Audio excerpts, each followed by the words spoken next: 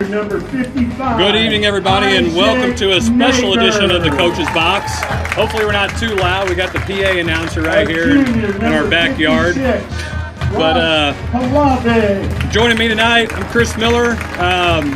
Number 68. Zac McVey, who also is on the Coach's Box. We have a special guest. Special guest this evening. Yep, this is Coach Bruce Valroy, and everybody knows Coach Valroy. Especially if you're from the area, you know Coach Valroy, head boys basketball coach here at St. Vincent, former athletic director, as I've been reminded of today. When I asked, hey, can we get this, can we get that? I'm not the AD coach, but that's okay. A lot of time in where you can say that now. So let the younger guys do it, right? Exactly. Well, thanks for having me. Really appreciate you thinking about me. Well, look, Coach, whenever we're talking about basketball in the county, we're always thinking about Perry County. Yes. So we're really, it's really funny too, because when we have the show, we're always talking about how things are and everything else in the county, and talking about basketball.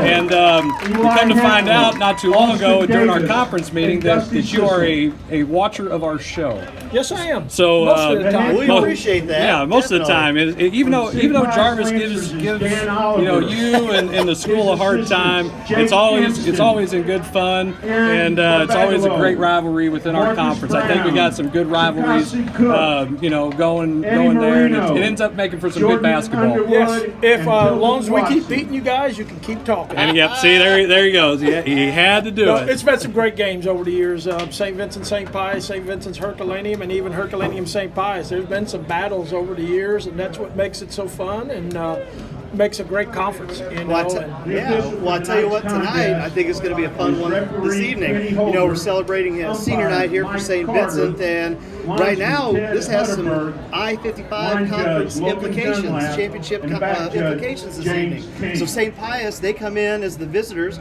with a 5-1 record, 3-0 in the I-55 conference. If they win tonight, they will win the conference outright. And then St. Vincent comes in with a record of 4-2. They're 2-0 in I-55 play. So if they win this evening, they're going to be in the driver's seat in a couple weeks when they play Jefferson R7. So that this game this evening definitely have some district implications. So Coach, tell us a little bit about some of the whether it's the captains or some of these players that we're going to see from the home team, St. Vincent Indians. Well, first of all, our quarterback is a sophomore, Christian Schalf. He's had a good year so far, learning each week and getting better each week. And then number 10, Evan DeWilde, is probably our best athlete and best defensive player. He's probably averaging 12 to 14 tackles a game. He's pretty well all over the field. You'll probably announce his name a lot tonight. And then, this year is kind of a little different than the last few years. We kind of chucked the ball about 40 times a game. But this year we've got a running game, and we've got a few running backs that can run the ball. Mason Light, number 37, and then after him is Jet Reitzel, number 17, and then even after that we have a couple juniors that can also run the ball. So we've kind of been able to run with some success, but we can also throw it when we have to. And the last 3 weeks defensively we have pitched shutouts. So. Well, that's right. They had some good ball games. Bayless, it was 59-0. Perryville, it was 36-0 in the battle of the Perry County schools, and Herculaneum was a 49-0 win. And really your only 2 losses this year for St. Vincent comes against the Class 3 state-ranked number 3 and number 8 opponents in Valley Catholic and Park Hill Central. 2 very good ball teams. A shame that they're both in the same class, and only one of them will probably get to advance in the playoffs as we go along. But also the team across the field, St. Pius, is having a great year, and I think they've won 5 in a row, and played Monroe City the first week of the year and played a real good game until about the late third, fourth quarter. I think they kind of wore down a little bit from talking to their coaches.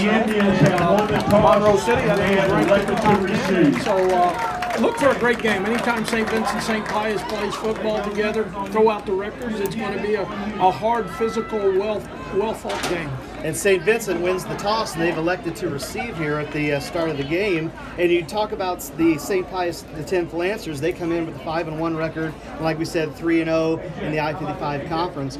They had victories Last week against Donovan had a 37-13 victory. Herculaneum, common opponent, conference opponent, 36-8. Jefferson R7 with that nail-biting ending at 24-20.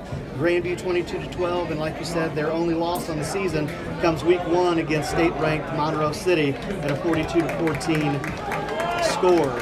And so right now, St. Vincent and St. Pius Lancers are going to take the field. Logan Jacobson, a senior for the St. Pius Lancers, is going to kick off. He is a linebacker, 6 foot, 215 linebacker, also does kicking duties. And this week, he actually committed to Northern Illinois University on a scholarship, football scholarship to kick. So congratulations to Logan. And as we will move through, we have some other players that have some college aspirations. So as we get set to kick it off here at the beginning of this I-55 conference game between the St. Pius Lancers and the St. Vincent Indians. Yeah, and Logan, he's not just a good kicker, he's a great kid. Yes. I mean, just a great kid. Look at him out there. He's got that club on his arm. He looks like he was in the longest yard. And St. Vincent will take it inside the 5. That's going to be number 15. And he's going to get wrapped up and stopped at about the 28-yard line by number 1, Austin McGuckin. And St. Vincent will take over 1st and 10 with their first possession of the ball game. Yeah, I want to make sure everybody knows that it's up here in this press box. There's not a lot of internet that was. I thought as AD, that should have been your last thing, is put some internet up here. I suggested that many years ago, but we're a little behind on the times. That's over here. okay. But our internet tonight is provided by SMCI, home by SMCI. So definitely give them a chance. Check them out. St. Vincent here in the spread formation. Got single out to the left side, doubles out to the right. We got a handoff here to the running back, number 37. It's going to be stopped, number 37. Mason Light stopped on the play by number 56, Alex Voices. Short gain there. This is going to bring up a 2nd and 9 for the St. Vincent Indians on their about 25-yard line. Gain on the play, 2nd and 10.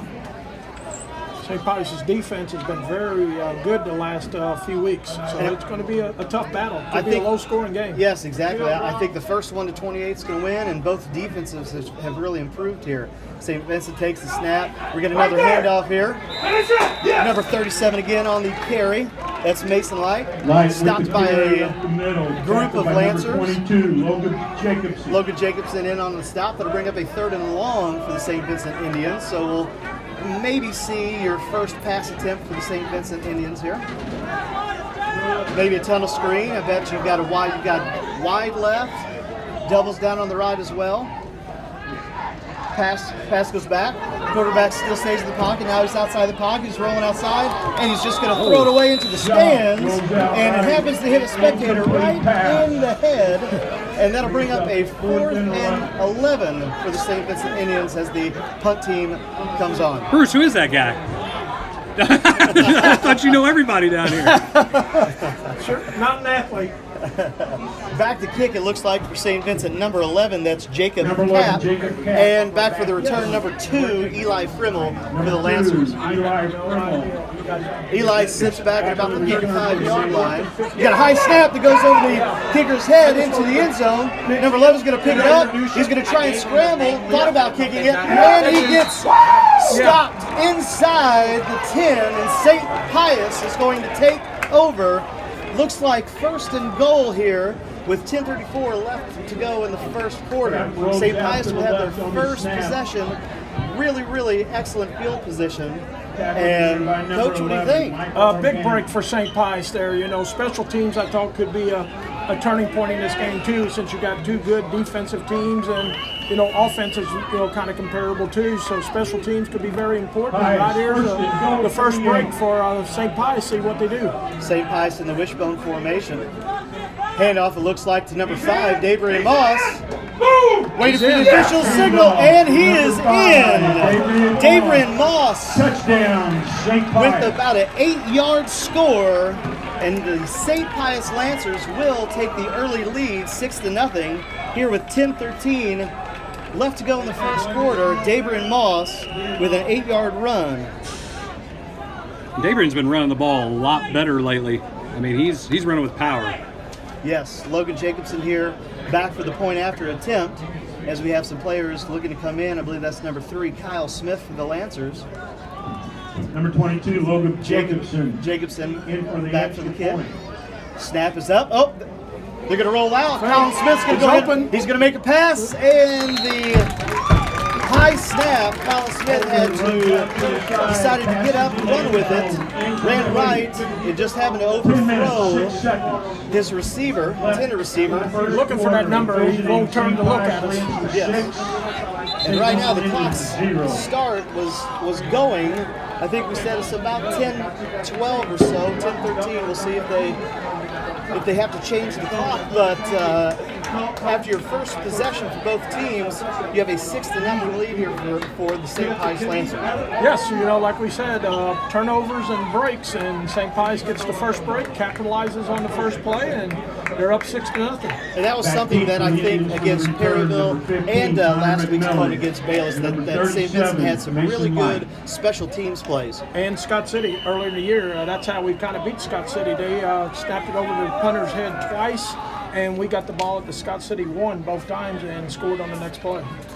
So Logan Jacobson back to kick again. You have deep for St. Vincent, number 37, Light, and I want to say number 15, Connor McMillan.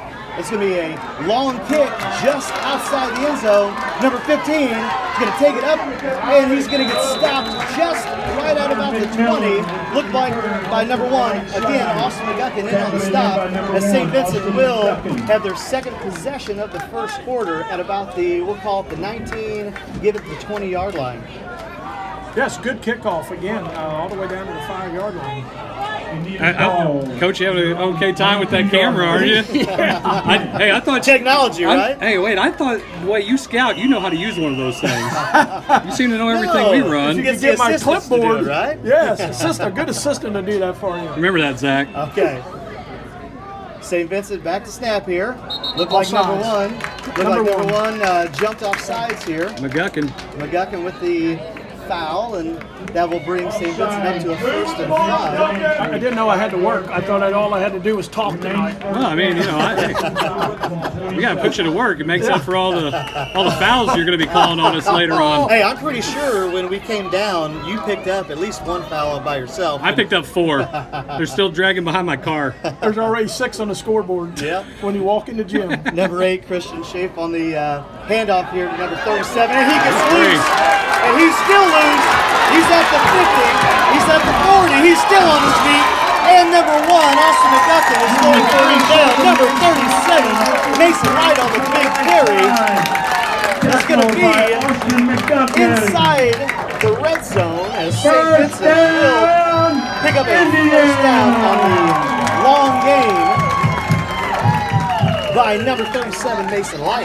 Yeah, he ran off right tackle, had a hole there, and just outran the secondary all the way down to the 19-yard line of St. Pius. Well, somebody's got to tell those Pius kids that you can't arm tackle.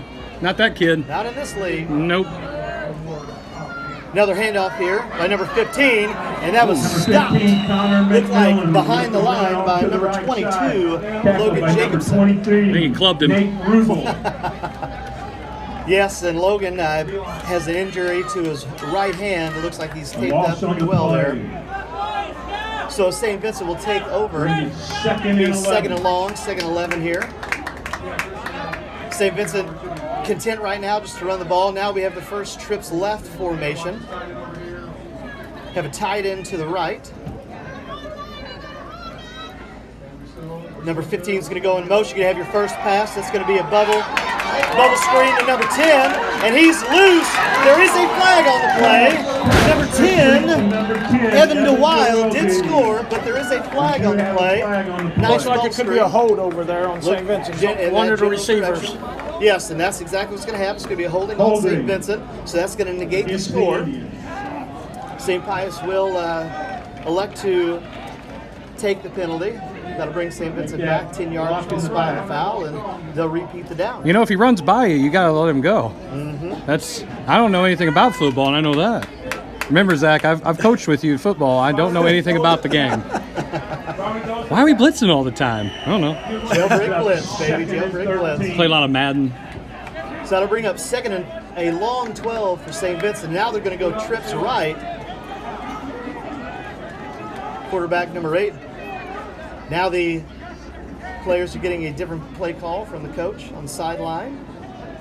Quarterback takes the snap. It's going to be a short hitch to number 10.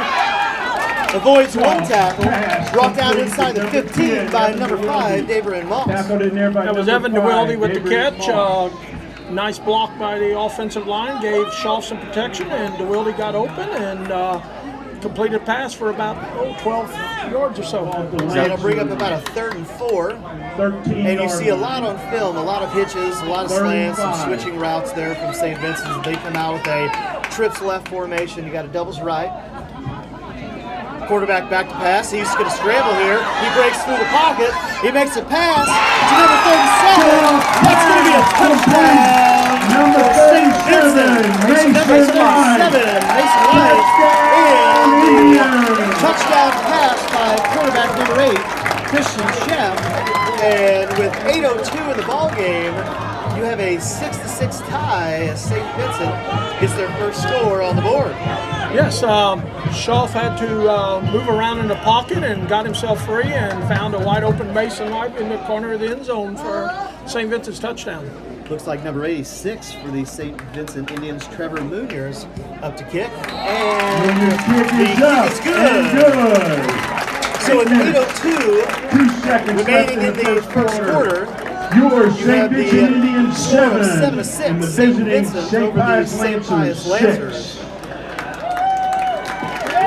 I feel like this might be a little bit of the game. I think so. If we're going to have this type of play, it might be a barn burner. Yeah, definitely. Might be more high score than what we think. Just the way it starts out here. Pius has only ran one play and scored, and St. Vincent drove it down the field. We had a great run there from Light to set all this up. And converted on a 3rd down, which is very important also. Well, if this is going to be a close game, if it comes down to special teams, that's going to be big for those guys who get a lot of special team time, and that's it. Exactly, and it could come down to the kicking game. We got the extra point, and you guys at St. Pius couldn't get the snap down. Right now we've got number 86, Trevor Munoz, back to kick for the St. Vincent Indians. Back deep for the Lancers, number 2, Eli Frimmel. We've got a pooch kick that's just inside the 20. We're going to have number 1, Austin McGuckin, breaks loose on and he's still on his feet, and he's taken down by a host of Indians. And St. Pius will take over at their own 25-yard line. That is kind of what we do all the time on our kickoffs. We kind of pooch it down there, and hopefully our guys can get down there before someone on the other team picks up the ball. And number 1 did a great job avoiding the tacklers to get a lot of yards. Well, and, I'm sure the coaches have scouted that Eli Frimmel is a very, very fast player. He's already broken one special teams. I believe it was a punt for a touchdown. So they've done their homework, and they're going to try to avoid any type of, like you said, special teams plays. As St. Pius will break the huddle, they will go back to the wishbone formation. Colin Smith gets the snap. They're going to run the triple option. Option pitch to number 5, David Moss. Stopped on the play by number 22, Carson Leibel for the St. Vincent Indians. That'll bring up a 2nd and long 5 for the St. Pius Lancers. A lot of Saint talking tonight. A lot of Saint talking. You might have to go with Indians and Lancers, make it a little easier on yourself. Remember, I'm just here for comic relief. Exactly. There you go, right? 2nd and 5. I would say a Saint's going to win and a Saint's going to lose, correct? That's right. Smith under center, running option again. Looked like they did have a handoff. Handoff to senior number 23, Nate Rubel. Looked to be stopped on the play by 36, Jacob Shrimp. And that'll bring up a 3rd and we'll call it a 4. Number 10, long 4, short 5. Good job up there by the defense of St. Vincent's clogging up the middle and holding them to no gain. So we might see the Lancers' first pass attempt. Remember, they took that first possession inside the Indians' 10. Got Got a roll out to the left. Colin Smith has an open receiver. Number 5, David Moss catches it in the flat. Turns upfield. Pushed out of bounds by number 15, Connor McMillan. And that's going to be good enough for a St. Pius Lancer first down. Wide open in the flats. Wide open. Nobody was covering him, and he got a first down and a few more yards. Looked almost like it was a rollout design flood route action there. And so St. Pius takes control of their own 45.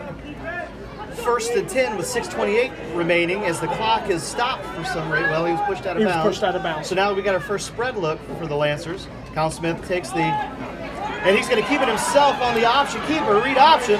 He's still on his feet. He's close. Nice run there for the first down, number 9. That's going to be good enough for a first down for the Lancers. And Colin's running a lot better as the years went on. He's definitely had a lot more confidence in his running abilities. Great read option there for the senior quarterback.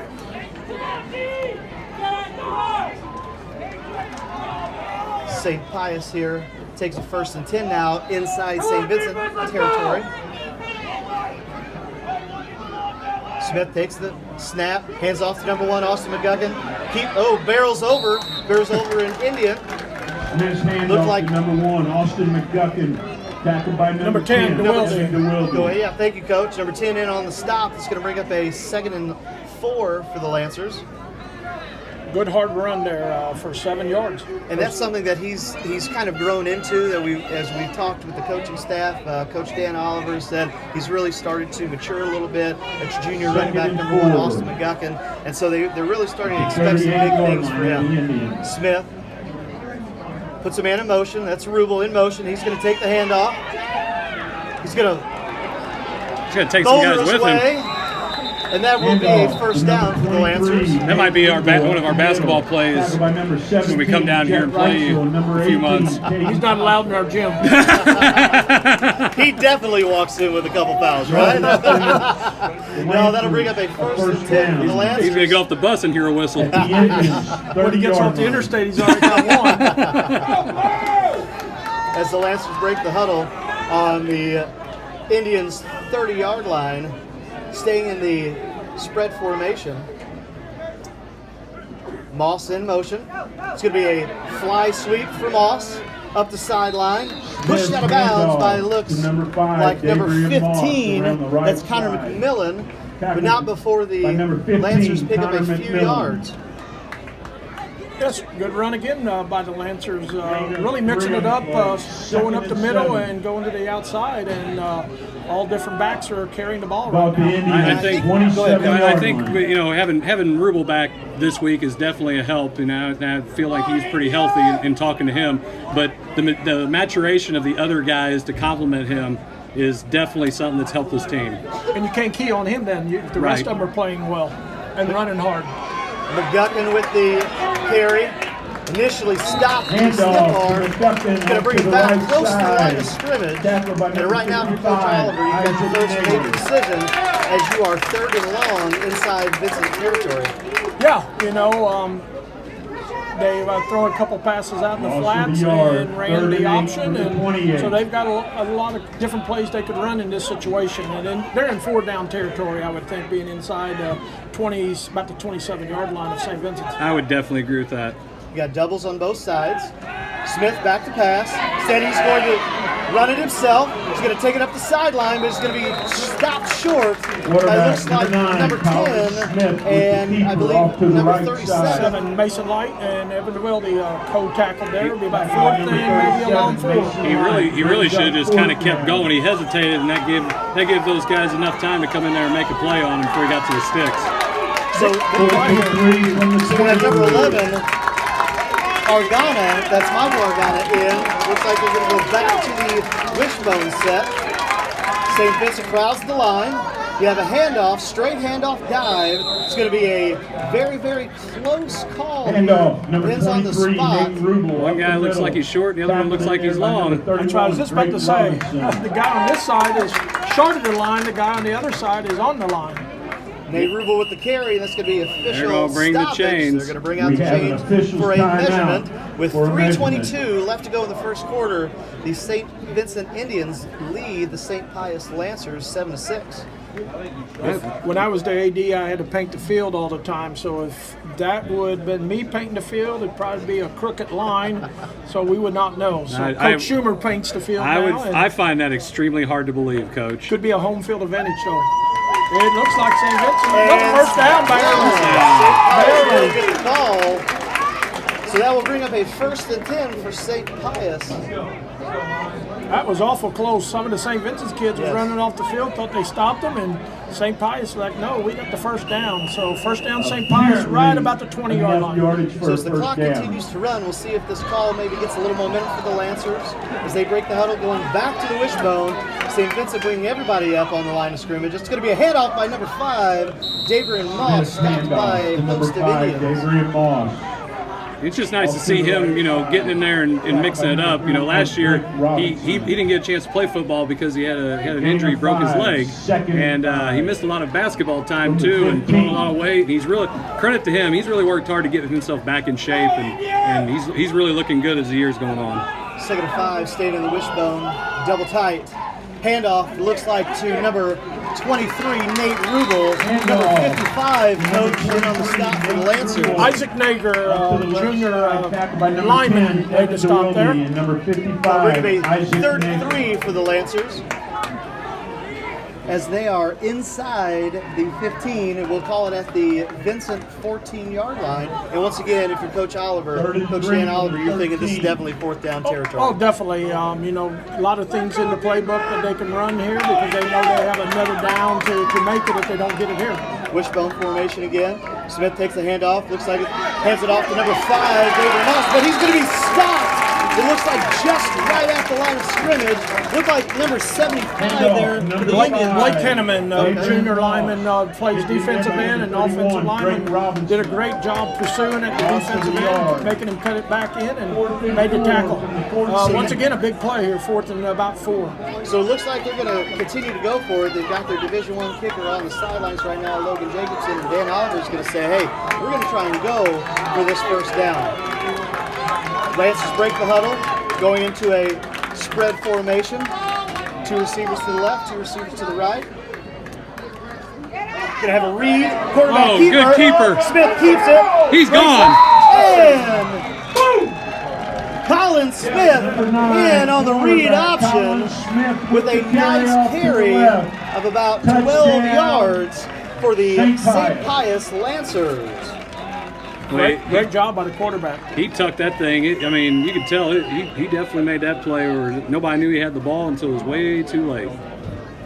It's a good play by Colin. Yes, great read option there. Looks like a trick play here where all the linemen is on one side and they throw to the other side. 2-point conversion's good for St. Pius. Lancers go Colin for 2. Smith makes the throw. Pass complete. Looks like to number 1, Austin McGuckin on the 2-point after attempt, and with 1:24 remaining in the first quarter, the St. Pius X Lancers have a 14-7 lead over the host, St. Vincent Indians. 14. St. Vincent In a ball-controlled drive there. They probably took about 6 minutes off the clock and kept St. Vincent's offense off the field. So we'll see how St. Vincent responds here.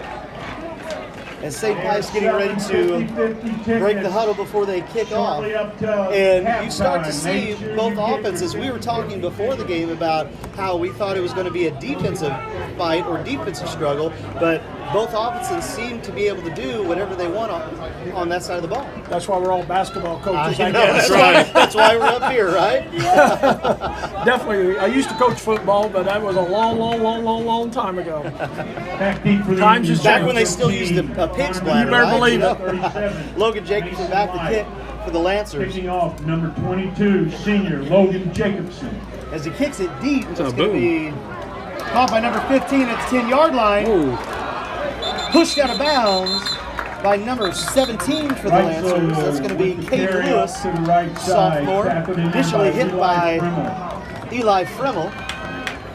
And the Indians will take over 1st and 10 at, it looks like, their own 26-yard line. Yes, another great kick, and hold St. Vincent's inside the 30 is always a great job for any high school football team to make somebody drive over 70 yards. It's pretty tough to do. St. Vincent breaks the huddle, going back to spread formation, trips left, doubles right. Quarterback number 8, Christian Schaefer, by himself in the backfield. And I'm probably pronouncing his name wrong. I apologize, St. Vincent fans. Schaff, okay. Christian Schaff. Schaff You're supposed to write that down. takes the snap, looking long for number 22 on a double move, but he's going to be just outside of his reach. Nice double move there by number 22, Carson Leibel. He had a great move right there, but quarterback had Nate Rubel bearing right down, unblocked, coming right in his wheelhouse there, and he did a great job to get that one away. And I think that's what you're going to see going forward with both defensive lines. Both have extremely good defensive line play and fast, penetrating defensive line play. So right now, St. Vincent trips left. Now they look to get the call from the coach on the sideline. Take the snap. It's going to be a handoff. Number 15 stopped on the play by Austin McGuckin for a minimal gain that's going to bring up a 3rd and 7 for the Indians. And I think St. Vincent right now is trying to say we're going to attack the edges until the Lancers really stop us there. Exactly. Yeah. No, it seems like most of the plays, running plays, has been to the outside, and not getting too much assist. They did have the one long run by Light and stuff. Big 3rd down play here. Probably our best receiver is number 11, Jacob Kapp. He leads us in receiving on the year, and we have not looked for him yet. So you got trips left, putting number 15 running back in motion. We're looking for a screen pass, but that's going to be blown up by number 11, Michael Agana for the Lancers. And that'll bring up a 4th and long for the Indians inside their 30-yard line. And they did try to get the ball to Cap, and the Lancers defense was right there to make the tackle. So 4th down again for the Indians. Hopefully it'll be a better snap this time. Junior number 2, Jacob Cap's a pretty good punter. He's probably averaging almost 40 yards a Number kick. 11, Jacob That's going to be a timeout on the field. That's going to be the end of the first quarter. And right now you have the Lancers of St. Pius with a 14-7 lead against the host, St. Vincent Indians. So Coach Miller, what are we thinking right now? Well, I'm thinking that I still don't know anything about football, and I'm just really happy I'm up here with you guys learning some stuff. I mean, that's what I'm always trying to learn things. I'm hopefully I can absorb some of this great sports knowledge from Bruce by standing next to him. When you agreed with me a while ago, I really started to get worried here now, because that's probably the first time you ever said that. St. Vincent High School would like We to have a thank visit our here by the medical Lancer Athletic Director. He doesn't even know that he was on camera there for a second. You never agreed with me on the basketball floor, so maybe we can agree out here on the football That's field. true. That is definitely true. athletic training services. As we begin the second quarter, you're going to have a 4th and long 7 for the St. Vincent Indians. And athletic injury screening services. And right now it looks like they're coming out. Maybe they're going to try. This is probably a kick by the quarterback, number 8. They usually run this where he'll run over and kick it. Oh, little botch snap again, little pooch kick. They're going to. Oh, he got a good bounce. Going to get away. Did anybody happen to see that double punt Yes. last night? And he was across the line on the second punt. Did he end up across the line? Yeah. I didn't get to watch it again to see that after I heard it, but I didn't know you could punt twice in one possession. Never knew that. I thought it was Australian rules football at that point. But he was like 2-3 yards, I think, past the line of scrimmage when he kicked, and he kicked it 68 yards, I think. Oh, yeah, he got a hold of it. And after the first play of the second quarter, the Lancers will take over 1st and 10 on their own 36-yard line. We'll see what happens here, what adjustments were made coming out of the quarter. As St. Pius will go back to the spread look. You've got trips left, single receiver out to the right. Smith takes the snap, brought down, stopped in the backfield. Number 36, Jacob Shrimp, sophomore. for the Indians. with a tackle for loss against number 1, Austin McGuckin. That's exactly what you needed if you're St. Vincent. Exactly. Jacob has not played much varsity this year. He's very good on the JV team, probably by far their leading tackler. So he's getting some playing time tonight and making the most of it. So ball's on the 31-yard line. It's going to bring up a 2nd and 15 for the Lancers. And since one of our linemen, Matt Myers, is not getting to play tonight, he's a senior. Jacob is playing for him. Trips right. We're going to run read option again. We're going to get a snap on the speed option. McGuckin breaks the tackle, still on his feet. Finally, ball comes out, but it is out of bounds.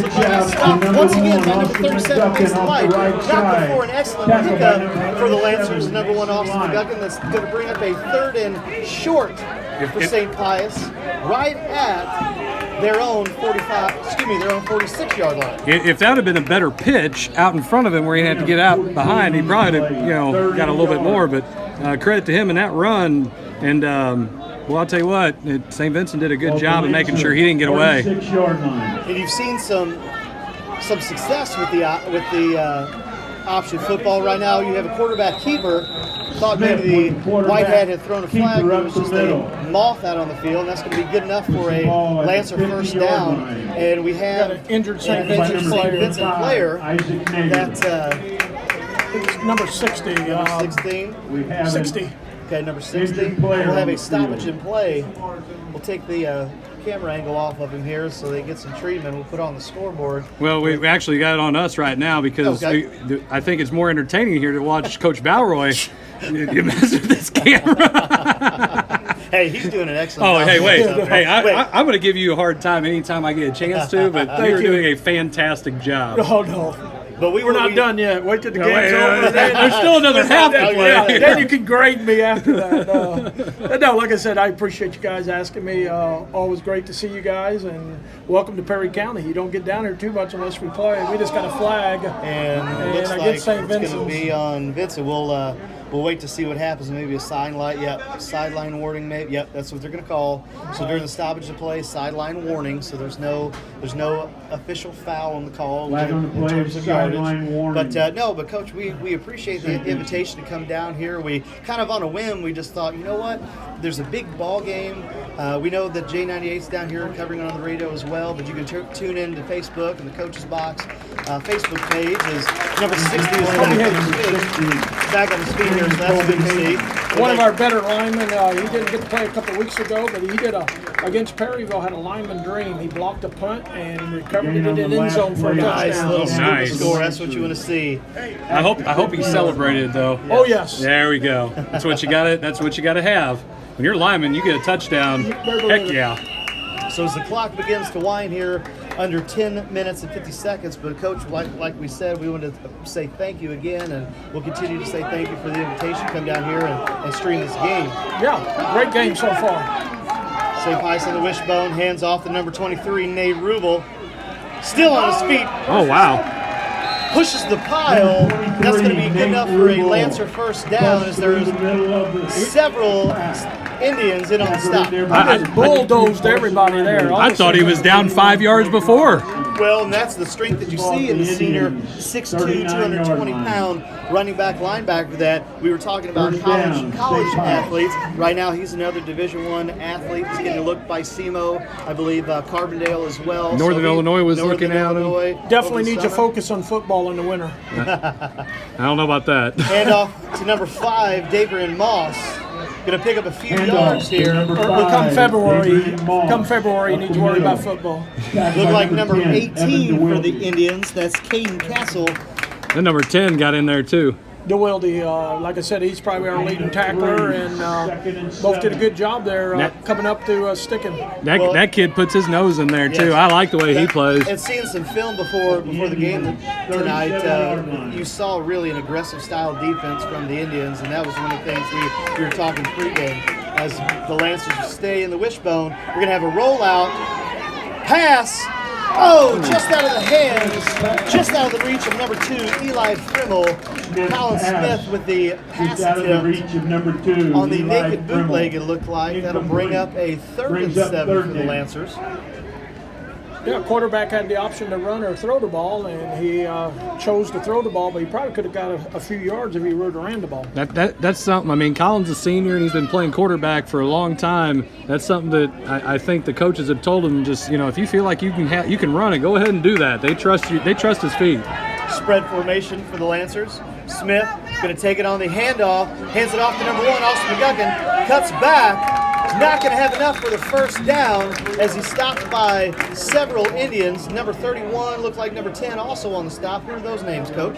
Number 10 is Evan DeWilde, and number 31 is Drake Robinson. He's a sophomore linebacker. So as the clock begins to wind down under 9 minutes in the second quarter, it looks like we're going to get a stoppage in play. That's going to be a timeout by the St. Pius Lancers with a 4th and 4 decision that Coach Dan Oliver and his staff has to make. What are they going to do here? What do you think? Fans of varsity cheerleaders in this situation, what do you do right now? I'd roll the quarterback out again like they did a while ago and let him decide what he wants to do. If he wants to run the ball or if he wants to throw the ball to one of the receivers out in the flats. It's going to be something out in the flats, I think, nothing up the middle. Shovel pass to Rubel. I'll tell our coaching staff that. Okay, is that why you're on your phone right now? Well, I was really checking scores, to be honest with you. Well, hey, yeah, you find some scores. So while we're at a timeout, give us an update. Jackson's up 13-0 over Farmington after the first quarter. North County's over Windsor 14-0 with 7:13 to go in the first quarter. And Park Hill's up 28-0 over Fredericktown with 4:31 to go in the first quarter. And St. Charles West 14-0 over Potosi. And Festus 14-6 over Pacific. And St. John 34-0 over Perryville still in the first quarter. Woo. So the Lancers 4th and 4 in spread formation. Colin Smith with the snap. Back to pass. He's going to go ahead and keep. Oh, he's going to make a pass. Oh, in and out. But there looks like there is a flag. That's probably holding. We'll have to see what happened on this flag. We do have a flag. We're going to have a holding against the Lancers. Penalty will be declined. And with that play, it will be a turnover on downs, and the Indians will take over with 8:46 left to go in the first half at their own, it looks like, 34-yard line. Well, you gotta. If you're St. Pius, you trust the defense the way they've been playing. But if you're St. Vincent, you feel pretty good about having an opportunity now that your defense has stopped them. Yes. And now you have a chance to maybe put some points on the board here to counter. Definitely, and I think you're going to probably start to see some more passing attempts from the quarterback. You're going to see some hitches, some slants, maybe some post curls as they send their running back number 37 in motion. That's going to be a handoff. Number 10 going to be stopped on the play by Dave Rubel. Not before number 37 makes a play as a good carry gain of about 7 yards. Yes, Evan DeWilde was out as a receiver and right by the tackle and came around and Shaw handed it to him and he had an open lane over here for about 7 yards. Little misdirection action, put the running back in motion out to the field side, coming back with a counter with the split in there on the boundary. So you've got trips right, running back on the right side, quarterback back to pass. Going to have double move here, still on his feet. That's going to be caught by number 10. Number 10, but there is a flag on the play. Face mask. Face mask or horse collar like by number 3, Kyle Smith, and that's not what you want if you're the Lancers. Horse collar. Horse collar. So after the play, that'll be an addition of 15 yards. And the Indians have something going here. Yes, in St. Pius's territory at the 42-yard line. Good play across the middle and got the first down and then additional yardage after that. And I think that's what you're going to see. If St. Vincent has time to keep the quarterback upright, he's going to be able to pick the Lancers apart. There was a good block he got there to be able to make that play. Quarterback keeper. Stuffed on the play by number 1, Austin quarterback, Christian Schaff with the carry. Off to the right. Affected to the running back and got about 4 yards. Going to bring him a 2nd and 6 for the Indians. In St. Pius territory, the Lancer 38. And as the clock continues to roll, 2nd and 7. the Indians gaining some momentum. Lancers, 37-yard line. Got doubles out right. Slot receiver in motion. It's going to be a fly sweep to number 86. Oh. Number 86 in on the carry. That's Trevor Munier. And he's going to be stopped on the play. But number 11. Michael Argana. Michael Argana. And he has had an excellent year so far defensively. Argana, the leading tackler for the Lancers with coming into this ball game, 91 total tackles. He's the kind of kid too. He's a quiet athlete, very athletic, very underrated athleticism. So to bring him a 3rd and long with that tackle for loss. You've got doubles out to the left, one receiver wide right with a tight end on the right side. 86 going in motion. Going to play action pass here. Right There's down a the hole. seam. Doesn't matter. Coming Number back. 11. But wait, there is a flag on the play. We'll have to see what happens.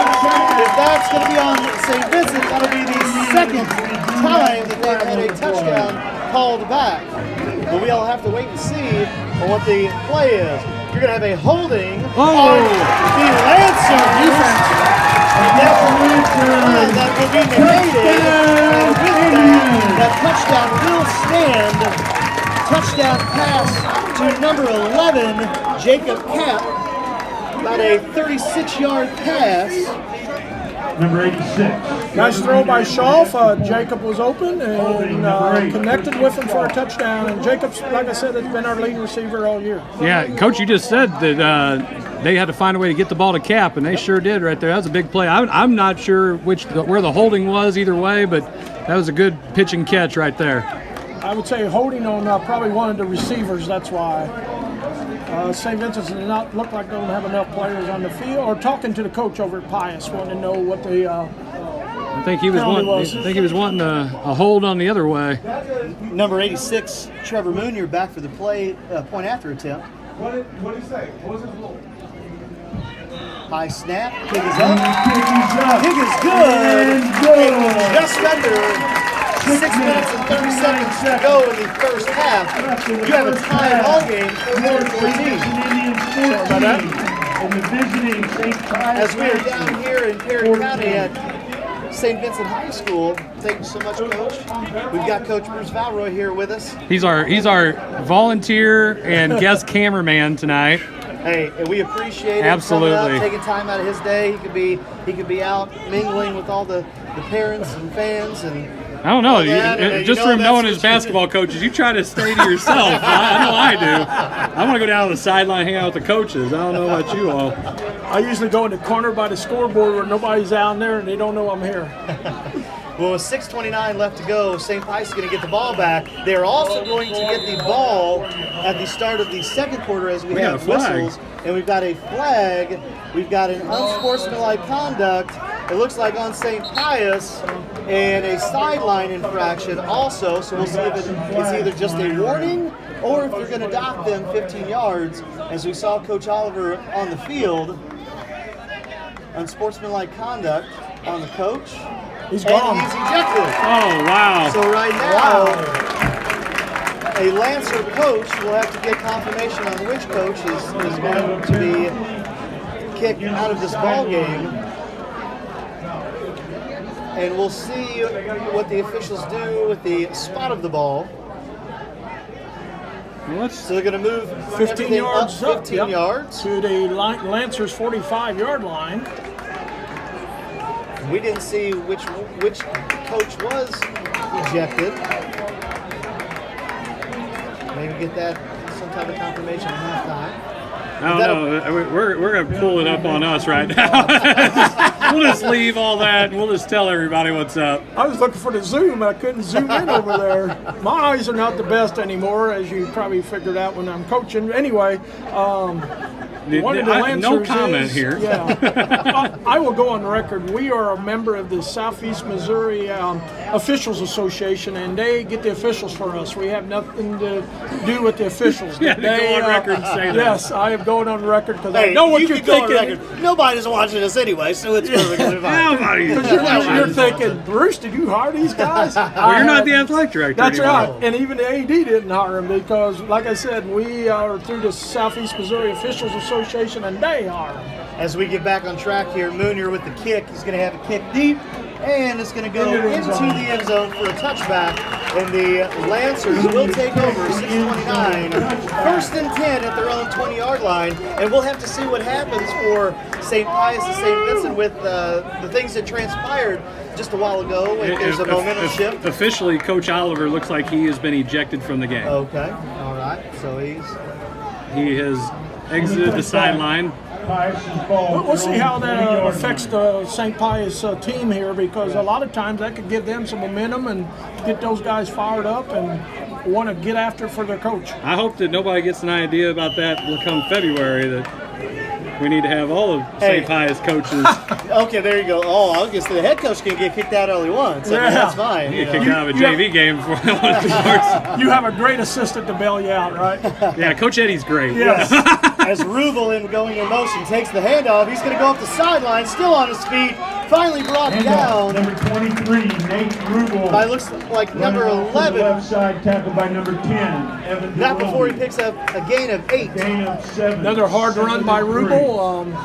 8 yards a carry. That's pretty darn good. And Indians are going to have to step up here on defense, or Pius is going to keep driving and keep running the ball. And if you're the Lancers, you have to keep the clock running. You do not want to give the Indians another possession right before the end of the half. But conversely, if you are the Indians, you've got to be aggressive. You know you can be aggressive right here. Maybe pick up a turnover. Going back wishbone. Going back to the wishbone. It's going to be a handoff to Moss, number 5. But he's going to be wrapped up and stuck for a minimal gain. It'll bring up a 3rd and 3. Handoff to number 5. Dabrian Moss up the middle. I think this is a big possession right now for the Lancers. And this is going to be a big play call now 3rd and 3. for offensive coordinator for the Lancers. What are we going to do? I think it's big play for both teams right now, especially as we get close to halftime. See what momentum here carries, especially like you said, after things that transpired. So you're going to have as the Lancers break the huddle, a spread formation. I bet they go back to an option play. Nope, Smith back to pass. Going to keep it himself. Nope, he's going to actually pass it back to number 1, Austin McGuckin. Picks up the first down with a nice tackle there by look like number 37, Mason Light. Good decision by Colin. Yep. Very good decision. Got the first down and moved the chains, and nice open field tackle there too. definitely Absolutely. kept the momentum in Pius' favor right now and got him another set of downs. So with 4:40 left to go in the first half, the Lancers getting their play call from the sideline. This is going to be a wild one. I got a feeling. Always is. Yeah. Back to a spread look. 2 receivers out right, 2 receivers out left, doubles look. Man in motion, number 5, David Moss, now before a flag. Man in motion. Definitely don't want to Hail Mary at the end of the game, do we? No. Well, I don't know. Hail Mary with St. Pius and St. Vincent. Could be anybody's ball. So that'll knock the Lancers back 5 yards, 1st and 15, as the clock continues to run. We're supposed to run. There it is. There we go. Lancers break the huddle. Yeah, big series again for the Lancers here. They want to keep moving the ball and keep St. Vincent's offense off the field. Man in motion for the Lancers, number 5, David Moss. It's going to be a handoff to number 1, Austin McGuckin. Flag on the backside of the play. McGuckin still on his feet, stopped by number 18 and 26. And then finally finished off by number 10, David Wildy. Not before there's a flag, like we said, on the backside of the play. We're going to have a holding on the Lancers, and that is not what you want if you are St. Pius. St. Vincent's saying, hey, we're in the driver's seat right now. And I think St. Vincent's just said they're going to decline the penalty. Decline the penalty, all right. So that should bring up, if they decline it, should bring up a 3rd down, I believe. No, it should be a 2nd. So yeah, they got we have 1st down on the stick. And then they got the penalty to go back 1st and 15, and then this play at this ranch, it should be 2nd down with the decline. So they've got 1st and 20. Got that math going. Now they've got it. 2nd down. They finally got it marked. We'll get it straightened out here. 2nd and long. How about we do that? Did you ever teach math too? Math? You did a little bit of everything. You better believe it. Yeah. Whatever job is open, I can do it. 1 and 1 is 4, yeah. That's right. Number 23, Rubel in motion. Another flag. Another flag on the play. That's motion again on Pius. They wasn't set. Got a stoppage in play, and you got to think with Coach Oliver being ejected, is this something that the Lancers are going to have to deal with the entire second half, or they take the next 3 minutes, 26 seconds to regather themselves before they go into the next half? I mean, what you want to try to do right now is you don't want to give the ball up with a lot of time. If I'm saying Vincent, I'm calling timeout. And St. Pius just called a timeout to regroup, it looks like. So that's their second timeout. That's probably a good timeout, too.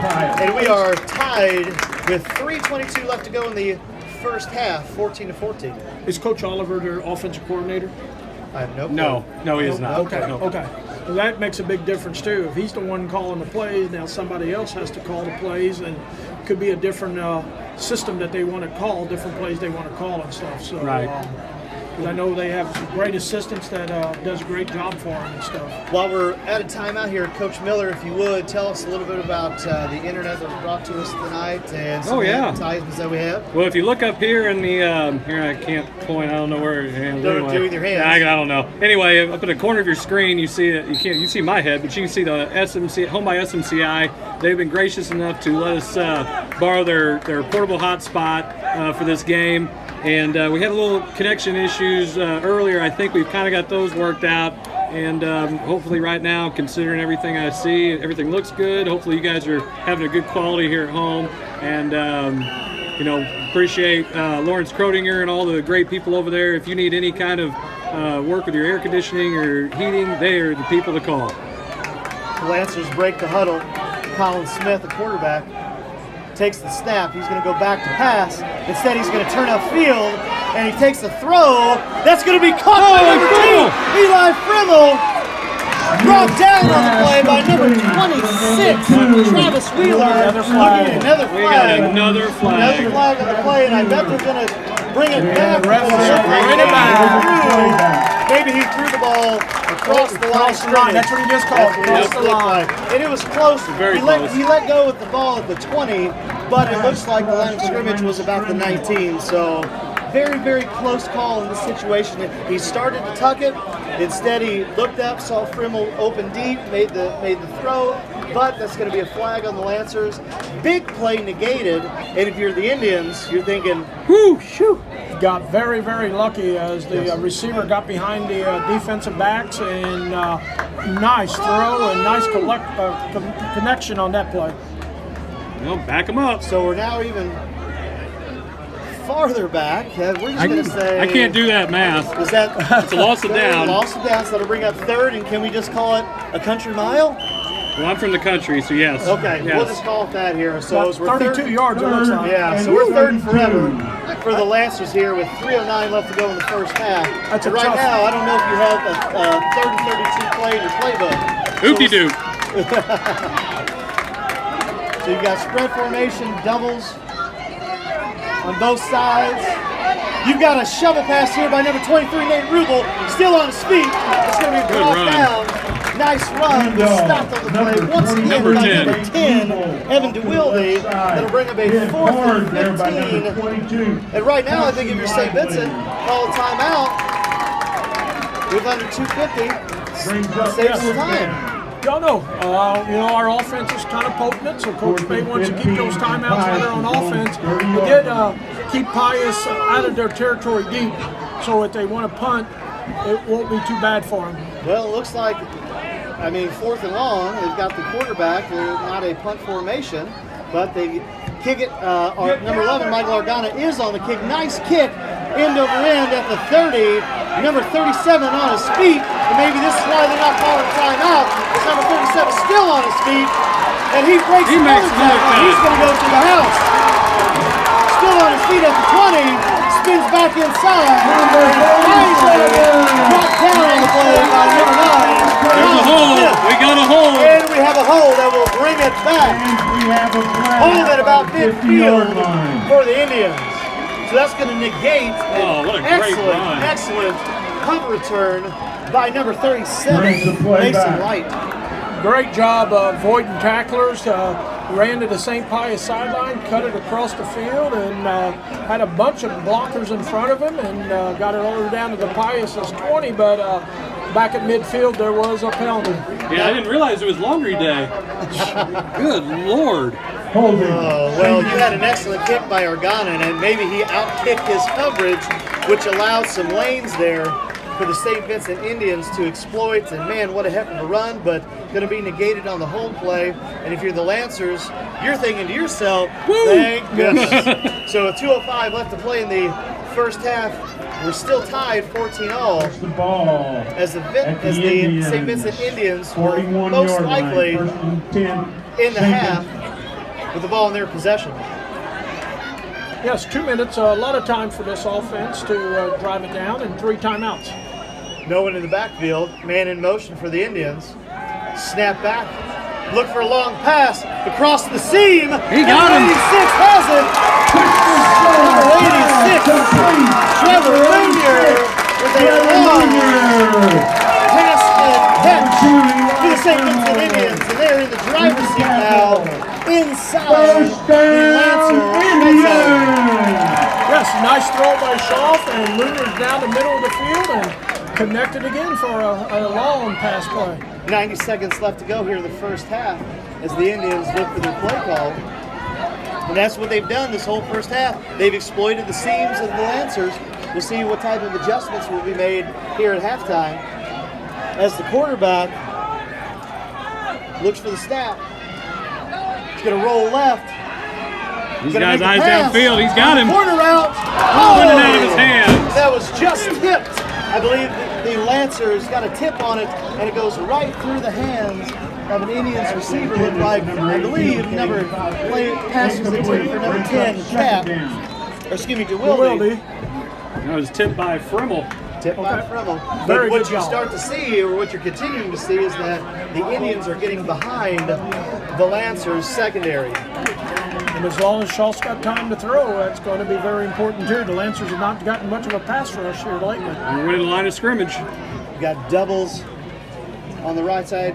Man in motion, number 18 on the motion. 18 back Pass to and pass. play. Once again, going to go out to the flat. Oh! Big hit. Pass is Incomplete. incomplete.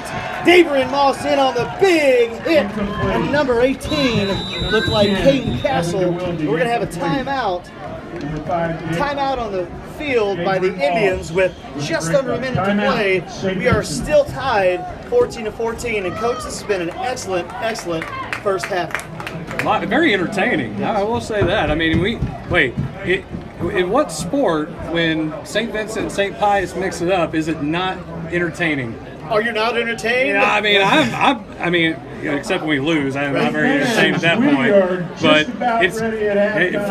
since I've been in the area for a few years now, and I just know that anytime that these two teams mix it up, it's competitive. The two teams, the private schools in the county conference, and while there's bullseyes on both schools, it's always fun when these two schools lock it up. It is, and like I said earlier, you throw the records away because when they play each other, it's a battle, and on the field, it stays on the field and everything, and it's been a good game. There's been some penalties and stuff, but both teams has had some mistakes, but have also made some great plays. Oh yeah.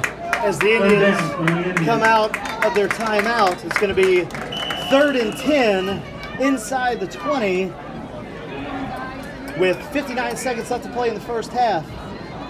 Quarterback drops back, takes a pass. That's it's going a to be screen. Set for a screenplay, Oh, but it's going to be sniffed it busted out. up by number 3, Kyle Smith. Gets right past his defender with a big loss. Looks like 65 was in on that tackle too. Number 65 for the Lancers, that's Christian McCline. He's going to bring up 4th down, 4th and long. And if you hit the Indians with 35 seconds left, are you going to run it down, maybe let your kicker kick? Could be. Trevor Boonier is their kicker, and he can kick it unless the Indians decide to just run one more play out of this. Maybe one more play in the end zone, let it run down. Should have opened my mouth. The last couple plays, the Lancers has gotten some pressure on the quarterback and done a great job making Schaaf throw it before he wants to. We've got 10 seconds on the play clock, but 25 seconds on, or 24 seconds on the play clock, but 6 seconds on the game clock. And you're going to have a timeout with 5 seconds left to go in the first half, still tied 14-14. Coach Valroy, if you would, tell us about some of the local, maybe mom and pop shops down here in Perry County. I know there's an excellent restaurant, so you have one of the premier restaurants down here in Mary Jane's, I believe, and there's also another deli shop, if you would. The name escapes me. Tell us about some of the local businesses down here. Well, we've got great support for just not only athletics, but also our school system. We've got a lot of great people here in town. Like you said, Mary Jane's is a great restaurant to eat. I know a lot of you guys love coming down here just to eat there. We have different. Parkette is another place that's a very old restaurant with very good food. And just a lot of great local businesses that supports our school and everything. And any type of food you want, we pretty well got. We're going to try field goal here. Right now, it looks like St. Vincent is going to set up for a field goal attempt with 5 seconds left. And you almost have to think, a little trickeration? I would think trickeration. We'll see. I would. Good leg here I by think they're going to let him try. Moonier. I mean, I think he can make it. I'm just saying. That's going to be a 47-yard. And then it's offside fire. Bringing him 5 closer. Offsides on the Lancers. Gotta be still this bring up 4th and about 9. That would have been a 41-yard field goal. Yeah. Now down to 36. Brings the ball up 5 more yards. And if you're the Lancers, you just got to watch the ball right here. That's a long kick for a high school student. And that extra 5 yards could be the difference. It could. No wind, it looks like. We've got the American flag just at a standstill. In for the field goal. And now we have Timeout. Good by the timeout. Lancers. A little gamesmanship. I don't want to brag, but about 20 years ago, we had probably one of the best kickers in high school football. His name was Derek Poots. Derek could kick the ball out of the end zone on kickoffs. Kicked, 4, 5, 6 over 45-yard field goals. Went to SEMO to play. Was All-State 3 years. But probably one of the most dedicated kickers I've ever seen. He was a basketball player. He would come out here during basketball season before practice or after practice and kick by himself. Well, what's really funny now, Logan Jacobson, and I've had to tell him, because he'll go out before practice, because we usually have late practice, and he's out there kicking field goals, and I said, we at least put a hoodie on. Yeah. He's like, Coach, it gets in the way. Yeah, that's right. Hey, you know what else gets in the way? Pneumonia, right? Yeah, kind of want you for basketball, too. And we even had snow on the ground, and he would knock a spot off and then kick. That's, talk about dedicated kickers. Absolutely. Your kicker and our kicker. And, Trevor's done a good job kicking over the years for us, too. He had a brother to kick the last couple of years for us, and this year he gets a chance to kick. So after the timeout here with 5 seconds left to play in the first half, the Indians are going to go for the field goal attempt. Snap is down, kick is up. Looks like it's going to be short and to the right. Wide right. Wide right. And at the end of the first half of play, nothing is settled. 14-14. We've got a dead tie between the visiting St. Pius X Lancers and the host St. Vincent Indians. Coach Miller, go ahead and tell us what we're going to do here. If we're going to stay, if we're going to go to commercial. Well, I mean, since we're really good with commercials here. Hey, listen, this is our very first, this is our initial broadcast for the Coach's Box. Again, we wanted to come down here, showcase this game. We got a great rivalry between the schools, as we've already stated. So we wanted to just kind of make sure that everybody has a chance to watch this and see this game. What we're going to do is we're going to turn ourselves off. Nobody wants to hear us talk anyway. We're going to leave it out for the band, let that be picked up, and that way they can get showcased. And we're going to make sure that, because it sounds like from where I'll tell you what, I've always heard that St. Vincent has a pretty good band. So we want those kids to have the chance to get showcased, and we will come back and have a short halftime recap for the first half. There's a lot to talk about, a lot to digest, and get us some scores as well when we come back. And we'll be right back with our presentation. So thank you guys for tuning in. We're going to put it on the band right now, and hopefully you guys enjoy that. By the St. Vincent's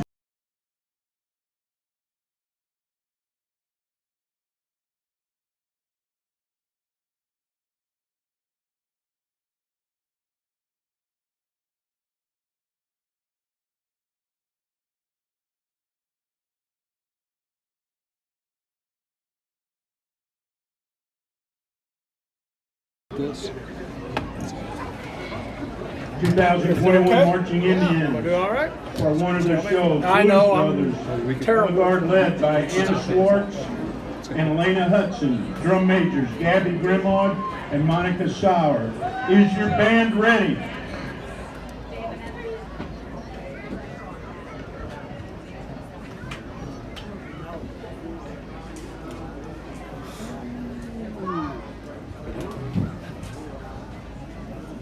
I'm not surprised there.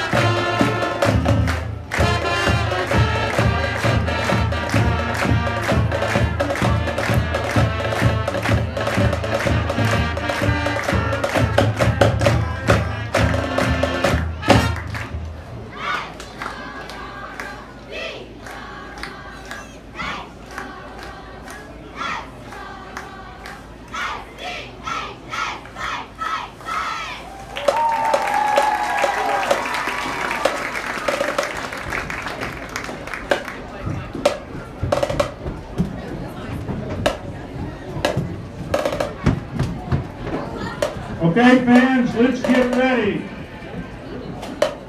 for the cash. It is a yellow ticket. Tonight's 50-50 is $380. You got a minute and a half to get up here. Jeff and I is going to keep the cash. Get your yellow tickets out. 523-989. Yellow ticket, 523-989. To pick up your cash, come up to the press box.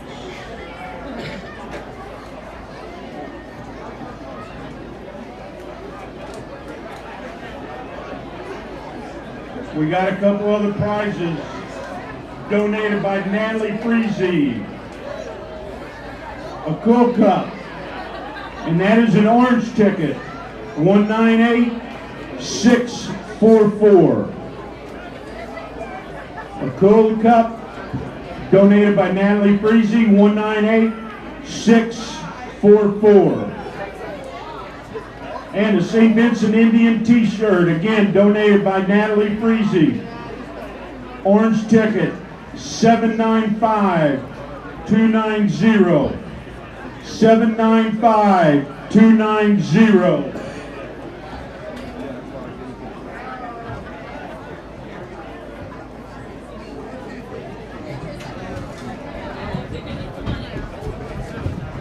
Delilah, do you want to hold the money? Hey, football fans, at this time I would like to introduce to you our Parago youth football players.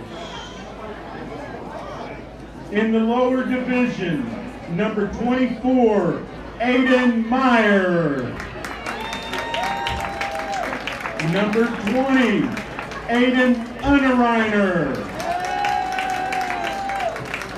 Number 40, Bryce Zinzer. Number 11, Carson Holdman. Number 32, Carter Rhodes. Number 27, Chase Martin. Number 34, Devin Castle. Number 36, Emmett Waller. Number 8, Evan Coppaway. Number 45, Gabriel Triller. Number 9, Hunter Blackwell. 94, Jacob Gross. Number 99, James Steffens. Number 35, Jason Meisner. Number 17, Cannon Helms. Number 47, Nolan Grimhaud. Number 15, Wesley Moore. The head coach is Eric Zinner. His defensive coordinator is Josh Capaway, and the offensive coordinator is Chris Meyer. Now, for the upper division, number 24, Austin Bunch. Number 26, Braden Castle. Number 74, Brody Boner. Number 8, Carson Korn. Number 51, Carter Pingle. Number 50, Chevy Stark. Number 1, Clay Ellis. Number 12, Colton Holdman. Number 6, Cooper Couture. Number 33, Daniel Sauer. Number 31, Grant Boner. Number 15, Hunter Mattingly. Number 17, Isaac Breedlove. Number 23, Jackson Emmendorfer. Number 9, Jay Ingalls. Number 14, Joshua Hayden. Number 21, Caden Lane. Number 22, Kason Waller. Number 42, Landon Beckerman. Number 56, Lucas Buckeye.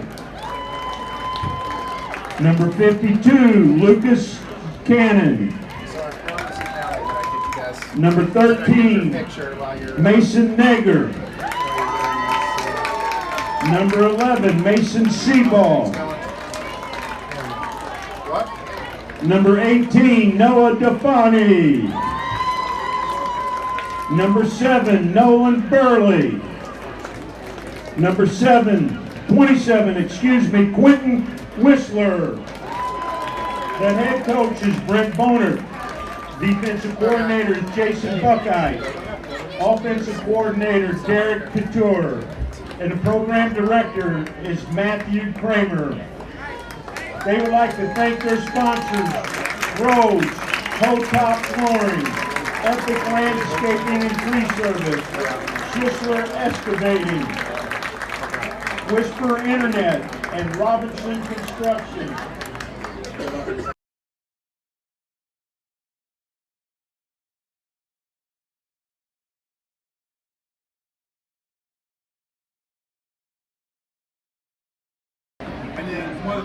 Hey everybody, make sure I'm on. There we go.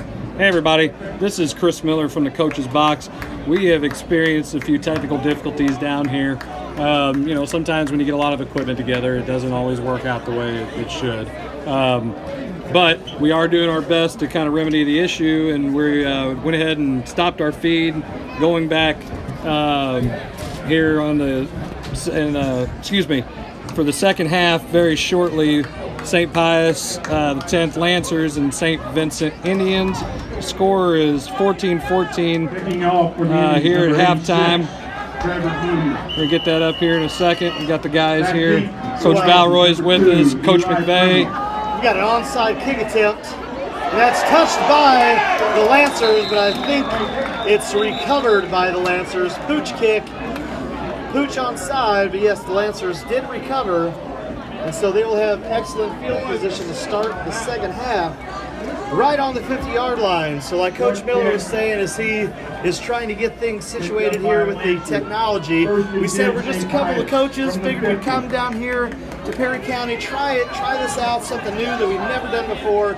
We appreciate everybody just being patient with a couple guys just trying to do this out, and hopefully maybe the second half will work out a little bit better as we begin the second half here, as the Lancers will take over on the 50-yard line, going back into the wishbone formation of a tied 14-14 game. It's going to be a handoff by Nate Rubel. He's going to gain about 4 yards, tackled on the play by a host of Indians. Yeah, St. Vincent's tried to run a little trickery there to start the second half of the onside kick, and it did not work, and give St. Pius a great field position there. And I have a feeling Nate Rubel's going to see the ball a little bit more in the second half. Yes, with about second and a long 6, second and 7, you're probably going to see the Division I athlete there get the ball several times. As we'll see what St. Pius adjustments were made at halftime as they come out here. Looks like they're going to do some ground and pound style here at the wishbone. 5 seconds on the shot clock. Shot clock? Naked bootleg. Colin Smith on the quarterback keeper. Stiff arms.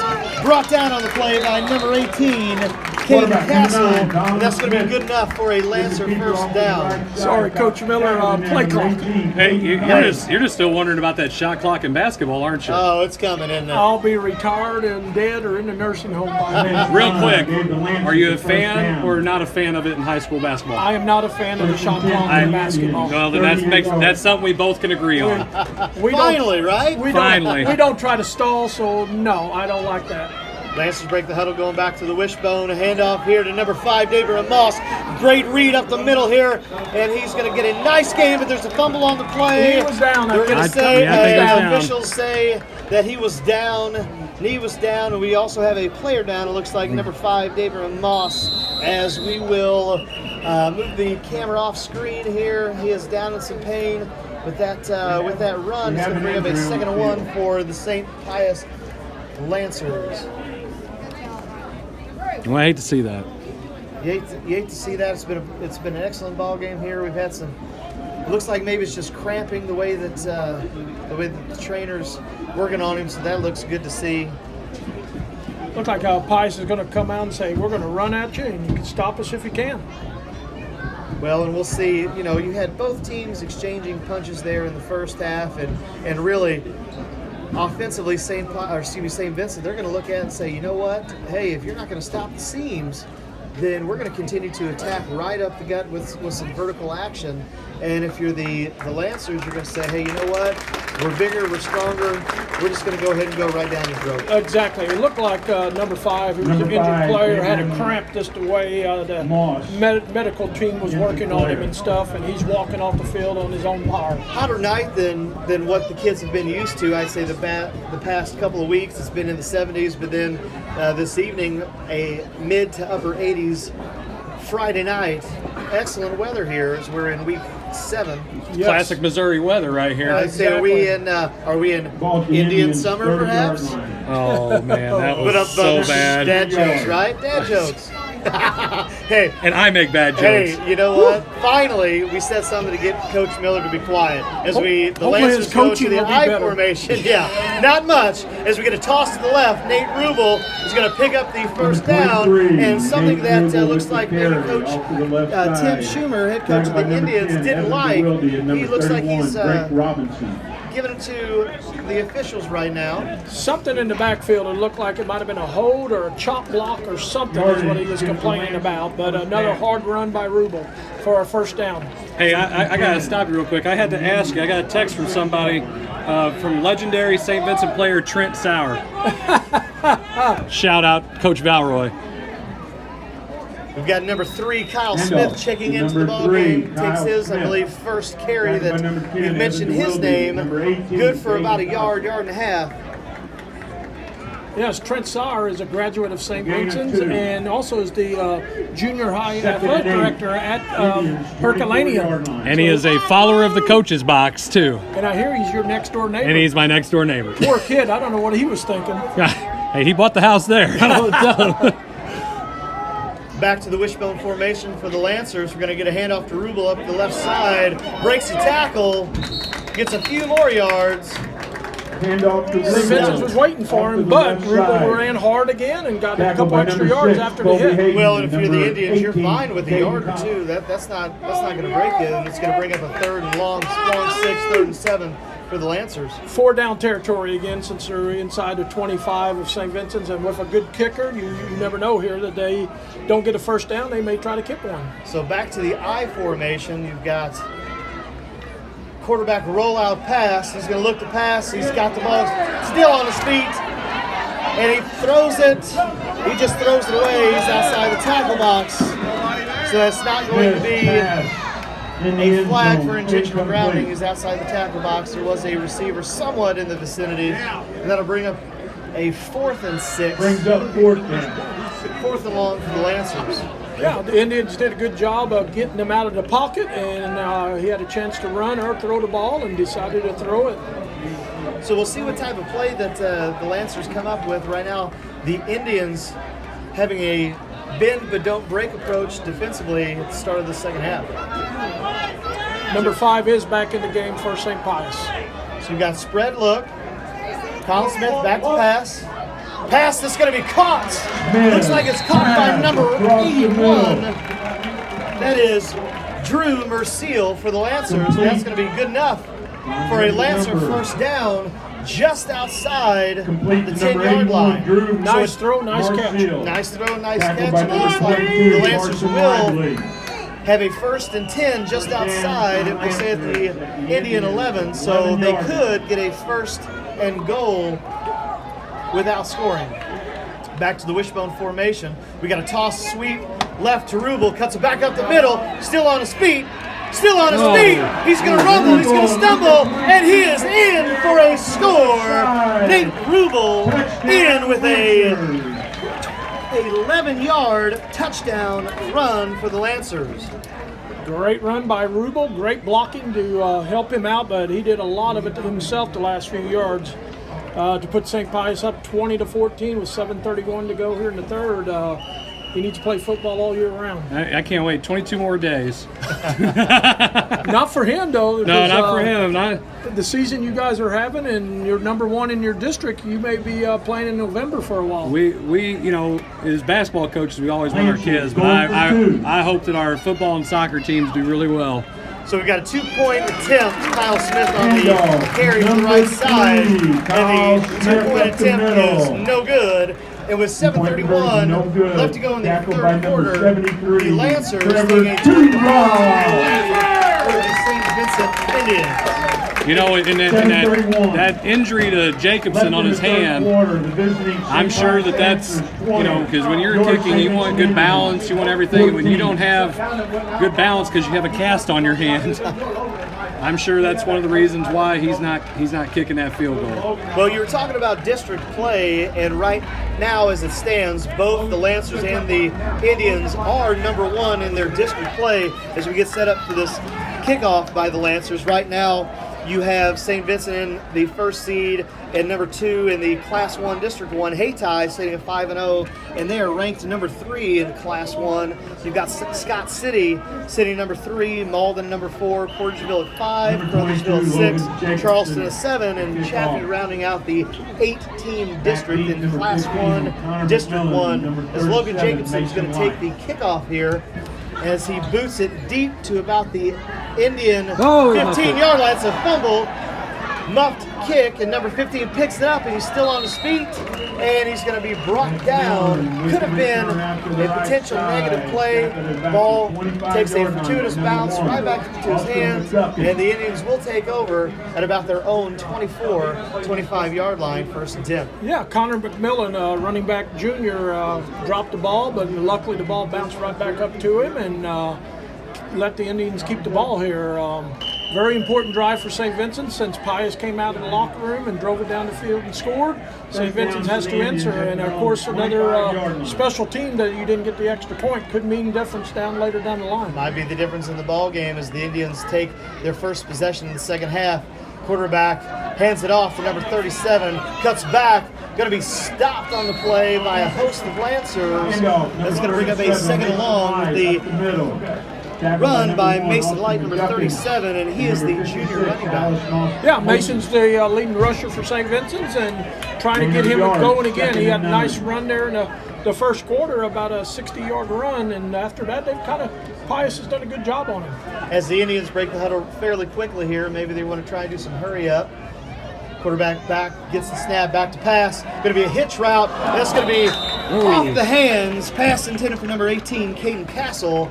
And you like to have that back if you're St. Vincent. Had a nice play call where you had the inside route going on outside, and an outside receiver taking an inside route on the hitch or slant, and it just went right through the hands. Yes, good throw by Schaff, and just couldn't connect there with Caden Castle, the junior. So that'll bring up 3rd and 9. We'll see what transpires here for the Indians. Quarterback back to pass. We're going to look again right at the seams that they said right across the middle. And we have an interception on the play. Number 23, Nate Rubel with the interception right at the 50-yard line. He read it, got right back to the middle of the field, and the Lancers will take over right at the 50-yard line. That looked like a rebound. And he got the rebound right there. Must have been his own shot because we never miss. Not in this gym. Oh my God! Knock on wood. I should have never gym. said that. Should have never said that. What a great play there. Pius had about 3-4 players in the area, and Rubel did a great job of catching the ball over his head. And just a little underthrown, you know. Yeah. So while we're getting here for the Lancers' second possession, we're getting word that our connection is better. Video quality is better, so thank you all that are watching as Rubel takes the carry up the left side here on the wishbone to be good enough for about 2 yards. So if you're watching and you're a Lancer fan or you're an Indian fan, get on the phone, talk to everybody, and say, hopefully these knuckleheads finally got stuff to work and the ball game's back on. Yes, very good ball game for both teams. real good ball playing, and looks like Pius is just going to stick to the running game right now and try to wear St. Vincent's down. And by the way, just to talk about the video issues and everything, it probably cut out a bunch of the halftime and the end of the second quarter, but if you're picking up now, it's a good game. So as we are 6 minutes remaining in the third quarter, you got a read option. Colin Smith on the quarterback keeper here. Bowls over an Indian defender, but a nice stick on the play to finish up the tackle. Coach, if you can see that number. Number 10, Evan DeWilde. Number 10, Evan DeWilde again, the linebacker, senior, leading tackler for the Indians. Number 60 was in on that one, too. And number 60, Kobe Hayden, junior nose guard, came in there and made the tackle, too. Big play here, 3rd and 4 at the Indian 43-yard line with 5:30 to go in the third quarter. So we'll see what the Lancers have cooking here as they go back out to the spread formation. You've got doubles left, doubles right. Smith takes the snap, looking for trying to be a draw, but the Vincent slipping out. The Indians, and Smith is still on his feet. Oh, he's still going, and he's got enough. Finally knocked out of bounds, but that is going to be one heck of a play for the St. Pius Lancers that will bring up a Lancer 1st and 10 in St. Vincent territory. That was a big play. Big time momentum play. That was all Mr. Smith on that run. Once he got out of the pocket, he did all the work. That was a busted play from go. It was a design draw, and as Coach said, it was a busted play. Great penetration from St. Vincent. Just couldn't hold on. And with that, you get some momentum here for the Lancers. You've got a handoff to the right to number 5, David Smith, and you start to see a little swagger here. Got too many Smiths on the Lancer roster here, but David Moss with the carry, and you start to see a little swagger with the Lancers. Yes, they breaking that huddle a little quicker, getting up to the line of scrimmage, and this, like I said, running the ball right now. Hey, you know those linemen love to run block. Yes. Oh, I definitely. mean, they just want to just bulldoze somebody and go. That's what they want to do. So right now the Lancers taking their time with this 2nd and 9 attempt with under 5 minutes left to go in the third quarter with a 20-14 lead. As we break the huddle, the Lancers are in a spread formation, doubles on both sides. You got Rubles in the slot. We're going to get a give to Argana, number 37, Mason White of the Indians with a big hit right at the line of scrimmage, stuffing Michael Argana. Yeah, Mason came up for his linebacker spot and did a great job filling the hole and met the running back for about a yard loss. And 4 minutes to go here in the third quarter. The Lancers had the ball the majority of this quarter. This is only the third series of this quarter, and they're doing a good job running clock. And big 3rd and 9 here at the Indian 35. So you've got I formation, 3rd and 9. Bootleg, Smith back to pass, throws across the field, and he throws an interception to number 10. That's Evan DeWilde. There's a flag. There's a flag. There is a flag on the play. Looked like number 11, Michael Argana, in on the stop. Comes up a little bit gimp here with his arm. We have another player down. Looked like maybe a chop block is the initial call. Holding against Pius. Holding against St. Pius. That was a late flag too, flag. And it was all on the other side of the field too. All the action was on the St. Vincent side, and they called the flag on the St. Pius side. Evan DeWilde is the injured player. Looks like he has a cramp. Looked like, yep, like you said, cramps right now.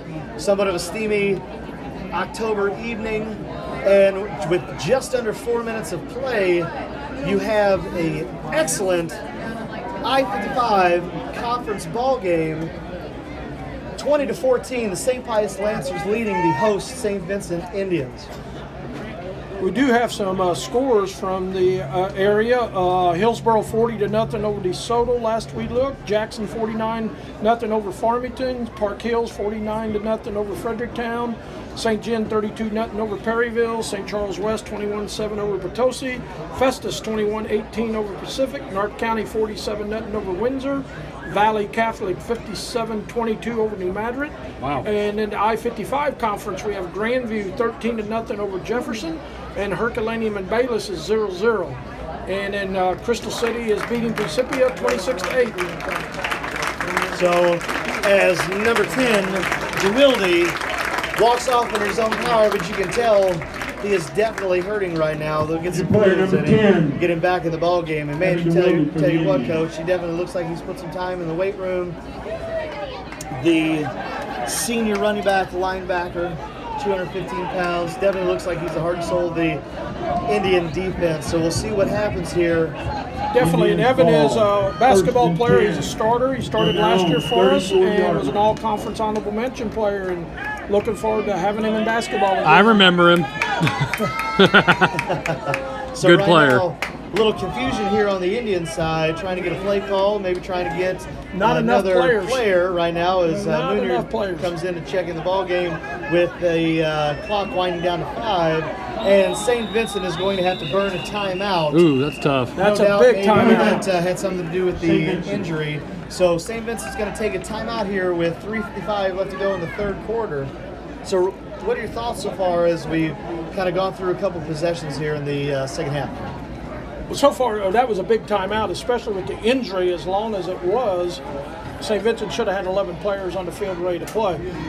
Second half, Pius has come out, and this definitely, I think, has said we're going to pound the ball and wear you down. And this is the fourth drive of the second half, and Pius went down and scored, and St. Vincent didn't move the ball, and then Pius got one first down on this last drive, I think, and I think Pius is going to probably keep the ball on the ground as much as they can the rest of this ball game and run a lot of time and keep St. Vincent's offense off the field and limit them to only a couple more possessions. Unless St. Vincent would happen to take the lead and stuff, Pius may have to open it up a little bit. But this is a big possession because St. Vincent's has not done much here the second half. Spread formation, you've got 3 receivers outright. Handoff. Oh, no, fake handoff. That's going to be a hitch to number 18. Still on his feet. I thought he Looks like he stepped out. stepped out of bounds, but will be brought down on the play by number 11, Michael Argana. That's number 18, Hayden Castle, on the pitch and catch from quarterback Christian Shaw. Yeah, good play action pass there out here to the flats to Castle and made a good cut. Stayed in bounds and got about Looks 6. like he stepped out. So You need glasses, Coach. I didn't say I didn't. Indians break the huddle. We've got I call it like I see it, Bruce. There you go. That's why the name of the show. That's right. I did not see it, to be honest with you. Checking the play call here. It could have been inbounds. I was worried about the camera. Looking for a long pass. Steven, and that's over the out street for number 11, Jacob hands Cap. of number 11, Jacob Cap. Brings up Cap had some double coverage there with Frimmel and Argana shading his side. And there was definitely some heat getting in the backfield there by the Lancers. Well, we'll see if that comes into play here. Both defensive lines look like they're having an excellent second half so far. The Indians really getting some penetration, some good hits, and let's see if the Lancers can counter, maybe get some pressure in that backfield as we are 3rd and 4 with 3:04 left to go in the ball game. Indians once again checking the play call. Got 3 receivers out to the right. Quarterback back to pass. Still on his feet. Rushed out of the pocket. That's going to be caught. And we got close. play. Number 11 Cap in on the catch. He is short of the first down, I think. We'll see where the spot is. Looks like it's right at the flag. Could be short, but there is a flag on the play. Might have got a better spot than what we thought. Maybe in the area of holding because it is in the backfield. Maybe holding roughing the passer. It is going to be holding on the Lancers. On the defense. So that's the second holding, defensive holding penalty that comes to mind, as it will bring up looks like a 1st and 10 after the penalty was declined. First down, Indians! Number 3 here, the cornerback over here, he must have held off the line of scrimmage there. So we have trips right. This looks like an excellent play for maybe a bubble screen coming because you've got nobody over top for the Lancers. Trips left, 1 receiver out right. Boss is about ready to blitz. You got 86 Moonier going in motion. Fake the play action, go back to wheel route. Double wrap, don't move. And Pass intended. just long. 18. Caden Casely Caden Castle for the brings up 2nd down. pass attempt. And again, there was double coverage there, but he had him beat on the double move. He had Frimmel beat. Well, and that's what you have to do. You have to figure out if you're the Lancers on defense, do you want to bend, don't break approach, or do you want to say, let's get in their face, let's maybe do some bump and run type coverage if you have safety help coming over the top. So you've got doubles, left and right, 2nd and 10 for the Indians. Quarterback sends Moonier in motion. That's going to be a handoff to number 37. He's got some room. Still on his feet. Picks up a decent gain. Vincent up to the right side. Long 3, short 4 for the Indians. Tackled by number 1. A lot of what the Indians are doing right now is getting some misdirection to get Rubel to commit to a gap and then running away from him, and that's allowing them to get some extra yards. Correct, right, and you're probably going to start to see maybe some more ground and pound with number 37, Mason Light, as he's been a built bulldog for the Indians here. Quarterback back to pass. And you got to stop on the play. A big sack for the Lancers. And a flag. Number 56, Alex Moises. That could be in on the Connie. sack, but we'll see what the play call. The quarterback did Oh, throw the Connie ball on St. after the Vincent. sack. So that will be a personal foul that will bring the Indians back another 15 yards after the big sack by junior Alex Moises. And if you're the Indians, flip your own field. Now it's going to be 4th and long, definite punting situation, but instead of having the opportunity to punt maybe inside the Lancer 20, you're now all the way back at your own 24, 25-yard line, and with a close ball game, Bruce, with 2:08 left, you know it's all about field position. That was a big mistake by the Indians there. Great rush by Pius, got him sacked, and then a little upset and cost the Indians 15 yards after the play, so it's 4th down and 31 for the Indians. And we've got Offsides again on Pius. Offsides, number 1, Austin McGuckin. Now you're in a non-punt formation, but you're probably looking at maybe at the Australian type kick. Yes, the quarterback will take the snap, run over to the right a couple steps, and kick it. 29. So that'll bring things up 5 yards 4th back and to 26. we'll call it the St. Vincent 30. 4th and 26 on the scoreboard. 2:08 left to go in the third quarter. We had a drop part of that last part. We had to restart the stream again. Oh my goodness. AT&T dropped the call. That's a punt deep back. That's going to be returnable for number 5, David Moss. Takes a good hit. You got a crack back. The that will be called.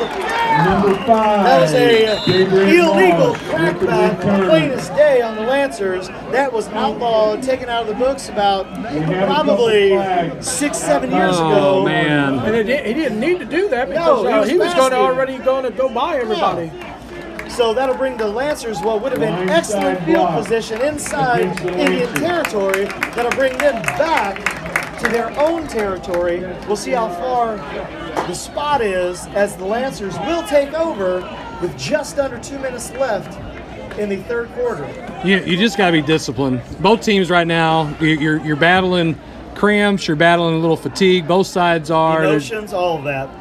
You just have to be disciplined. And very frustrated. Both teams are frustrated on different Absolutely. plays, different things, and got to get back to playing football right now. That's the key to rest of this way.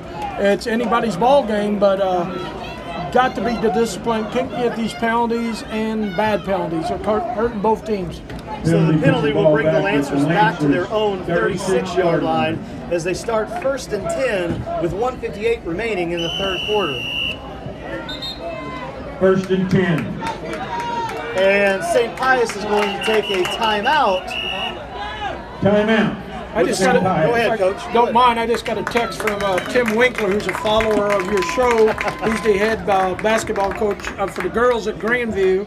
He wants to know. He has one question: who is Mo? Who's Larry? And who's Curly? Again, your 2021 He's Mo. sponsors for the St. Vincent. How much hair do you have? I don't have much. I think I have to be Larry then. You got to be Curly. Paying Solutions. Simcoe Stone. Coach Winkler, Winkler. always a big fan of the show. And man, what an awesome guy. He's doing an excellent job out of Grandview. So shout out to Coach Winkler and everything that he does. We know that he's lives down here in Perryville, and we appreciate all the things that he does for the show, the comments that he comes in with on a weekly basis. You're going to laugh. He was I was the assistant coach my first 6 years at St. Vincent's, with Tim being the head coach. And Tim and I have known each other since grade school, high school. We went to college at SEMO together, and then he got the job at St. Vincent's a couple of years before I did, and I got hired here, and I was his assistant coach for 6 years before he left, and then I took over, and I learned a lot from that man. He's a very good guy, very good coach, and he's one that can get on referees too. Let me tell you that. He may be mellow now. I've seen that. He could get. It was so funny with him one night. He got a technical and didn't even know. He said, "I didn't say anything." This season, and we I'm have like, "Yes, one you more did." sponsor to add to that list, and that is Liberty And he said, Glass. "I didn't think I said a Liberty word." I said, Glass. "No, you didn't say a word. You said words." He said several. But no, great guy, great coach, and he's listening to the show tonight for us. So after the timeout, Lancers will take the ball 1st and 10 at their own 36-yard line. You've got play busted up in the backfield. Number 37, Mason Light, in on the tackle for loss. With number 5, Dabrian Moss. Nice play again by Mason Light coming out of his linebacker spot, and Loss of 5. did a great job getting out there and getting a 5-yard loss. Great penetration there by the Indians. You're right. This is exactly what St. Vincent wanted in this scenario. So we'll see going forward. Are they going to start maybe sending some outside back or sending some pressure up the middle? We'll see. Definitely, I think they have. They've been doing that a lot earlier in the year. Even the last few weeks they were doing it, and I think it's coming. So we got a bubble screen set up, and they're going to hit call the him for ground. slow down. They're going to say either incomplete pass, or they're going to say that his knee was down when he caught it. Either way, that's going to bring up a 3rd and long for the Lancers. They're going to say his knee touched the ground. He touched the ground. Oh, he caught it in and hit the ground. So another couple yard loss there. So as the clock continues to roll, we're under a minute here in the 3rd quarter of a 20-14 ball game. Go ahead, Coach. If the Lancers don't get anything going here on offense, they're going to have to lean really heavily on their defense. Yes, exactly. And you know, they've got some players, but you love the play call that St. Vincent has had all night, really exploiting the seams. 37 has done an excellent job of running back, finding some gaps. As we're 3rd and long here, Colin Smith back deep. He's going to keep it himself. He's going to go right up the middle. He's going to get enough for the 1st down. He's still on his feet. He's going to be finally pushed out of bounds by number 11, Jacob Papp, and that is a huge gain. Hey, by the way, he plays basketball too, Coach. He just walked there. That was a walk. That's a walk. Oh, Ross Ford, I'm sorry. I thought he walked. Oh, what a great run. I was going to say right before the play, he is going to be involved somehow, some way. I thought they might roll him out and give him the option of passing or running, but you knew he was going to be the main player in that play. St. Vincent's called timeout. So we've got a timeout on the field, St. Vincent. So with I'm sorry, injured player on the other player on side. the other I'm side. sorry. Looks like a cramp again by the St. Pius player. It's something, you know, in October to have this. Oh, definitely. It was a warm day today. I was outside all day with my PE classes, and it got pretty warm on us and stuff. And hard to believe in October you got this kind of weather. And it always seems to happen this time that there's 1 week, whether you got a Friday night game or a Saturday afternoon game late in the year before district, where it just the heat just comes back for that week, maybe 2 weeks, and you know what's going to be expected here in Missouri, but then who knows, next week it might be snow on the ground. Well, that's true, you know, and that usually happens in February, I find. You know, 1 week we'll have a bunch of snow, and then next thing you know, it's going to be about 80 degrees. Or some, baseball season that'll happen here. that was the quarterback, I think. Or number 2, I think it might have been. I couldn't see the number. So Colin Smith is still in the ball game, so we'll get a check. Maybe we can find out who that injured player was. Looked like First down for the Lancers from the Indians. Nope, very good run by Smith there 41-yard to come right up the middle, and then just kind of outran everybody the last 20 yards or so. But we'll watch for that in basketball. If he takes off that quick, it might be a walk. He'll put the ball down on the floor before he does that. He's just better not dribbling the thing. He's better running with it like that. Yeah. And he's Wishbone fast. formation for the Lancers. You're going to have some pressure here. give to the fullback, number 11, Michael Argana. Nice gain on the play. That should bring up the middle. about a 3-yard gain. And that should probably end the third quarter. And if the Lancers want to, they can let the play clock run all the way down. And it looks like they're going to do that. So as the clock runs down, and it's the end of the third quarter, you have a tight ball game in the I-55 conference with some conference championship implications on the line. As we head into the fourth quarter, the visiting St. Pius Lancers are ahead 20-14 over host St. Vincent Indians. Well, guys, it's, all things considered, it's been a great game. Excellent We've game. had some fun. I mean, despite, not having internet run up here in this press box, you'd think that the last AD here at St. Vincent, knowing how important this football is, would have had some internet out here already. Right? Well, correct me if I'm wrong. About a few months ago on your show, you said I had no clue what internet, Facebook, Twitter, whatever else there is. How am I watching the show if I had no clue what Somebody I was else could log in for you, Coach. Now, come on. Don't try to fool me.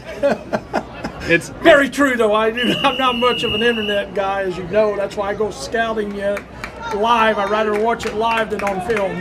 My kids think it's amazing. Think it's great that you use paper when you're drawing your plays up still to the marker board. So you've got a stop on the play. Number 11, Michael Argana stopped by number 37. Came in, Mason White on the blitz. With several other When we Indian talked about in the tacklers. third quarter, Lost on the St. play. Vincent going to dial up some pressure. Brings That's up exactly what they 39. did. Definitely, they From stepped the up there, 40. and a host of them got in the backfield and stopped the running back for about no gain, 3rd and 9. I don't use markers because I break them too easily when I'm pressing down on the board. You got a little pencil sharpener you keep in your pocket to keep that thing sharp. I always in my ear too. If you didn't know, I know.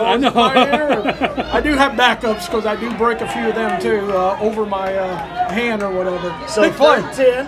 Kyle Smith back to pass. We're going to set up a screen play for number 1, Austin McGuckin. He's going to get still on his feet, get loose. He's not going to pick up enough for the first down. Stopped on the play by number 31, Drake Robinson. And right now, if you're the St. Pius Lancers, you have a decision to make. It's going to be 4th and mid. On the Vincent, They're going for it. 35-yard line. I don't think they've punted all night. I remember They saying punted a couple times, but not much. Well, what do? Do you go for it? Is You're this going good for it. enough? You're going for it. They're going for it. Coffin kick, make him go 90-some-odd They might yards. coffin kick it, but I would go for it. They don't want St. Vincent's to get the ball back. They want to do it themselves. They're going to call And they're timeout going to to call talk about timeout it. to turn it over. Timeout. St. Pius. Because with St. Vincent's offense, they'd rather stay on their offense, keep running the clock, keep running it, and wearing St. Vincent's down. And they're going to take their chances on defense because they've played very good defense the second half. And I think they wanted to keep the ball in their possession and keep it away from St. Vincent's. I think same play here. It's 4th and 5. They're going to do something with their quarterback. Smith's going to be the focus of this play. Maybe a rollout, maybe another quarterback draw. And Rubel's going to have to be involved. He has not been involved the last few plays here, so something like that I see coming. Maybe St. look- Vincent's will probably bring the house here. Right, I would say if you're the Indians, that's probably exactly what you do here. If you're the Lancers, maybe try and look for a hitch, maybe look for a slant. But exactly what you said, you haven't really heard Nate Rubel's name called in a while, and so is this going to be the play in which maybe the Lancers try and get him the ball? And you've got number 10, Evan DeWilde, back in for the Indians, and you know he's ready to make a play. Definitely. Down for the And Lancers. St. Pius has different weapons too. They just don't have to From the look for Indians, Rubel on this 36-yard play or line. the quarterback. But I think the big play of the game right here, that one of those two will be involved. And number 5 out here in the slot is going to be involved. Smith back to pass. Oh, he slipped. Go He ahead, goes. He can run. He's going to be hit short, but with the With the reach, reach. we'll see where the spot is, and it looks like they are going to give him the spot. We'll wait for the signal, and the Whitehead is going to call a first down for the St. Pius Lancers. Colin Smith on the quarterback keeper. First down. That was a good run by Colin right there. Realized that he had the edge. Looked like the lineman or the linebacker kind of slipped. Well, St. Vincent's been running a 5-man front, and they've been starting to blitz outside linebacker. So if you're St. Pius, you're going to have to start rolling coverage your lineman left or right here. But exactly, Colin Smith, he designed rollout. I think it probably was look for something short. If it's not there, find some green grass. As we have enough I'm going to play. St. Vincent's saying they have it. We're going to see. Everybody's going to say they have it in this one. But nope, it looks like Pius kept it. Looked like Argana got on it. And So right now, bad exchange between Colin Smith and number 11, Michael Argana.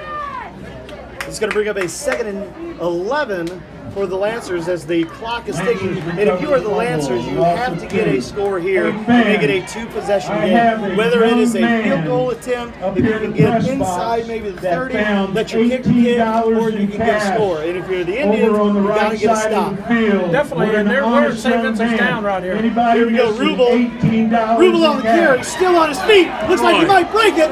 He's still going. And that's going to be super close for a first down.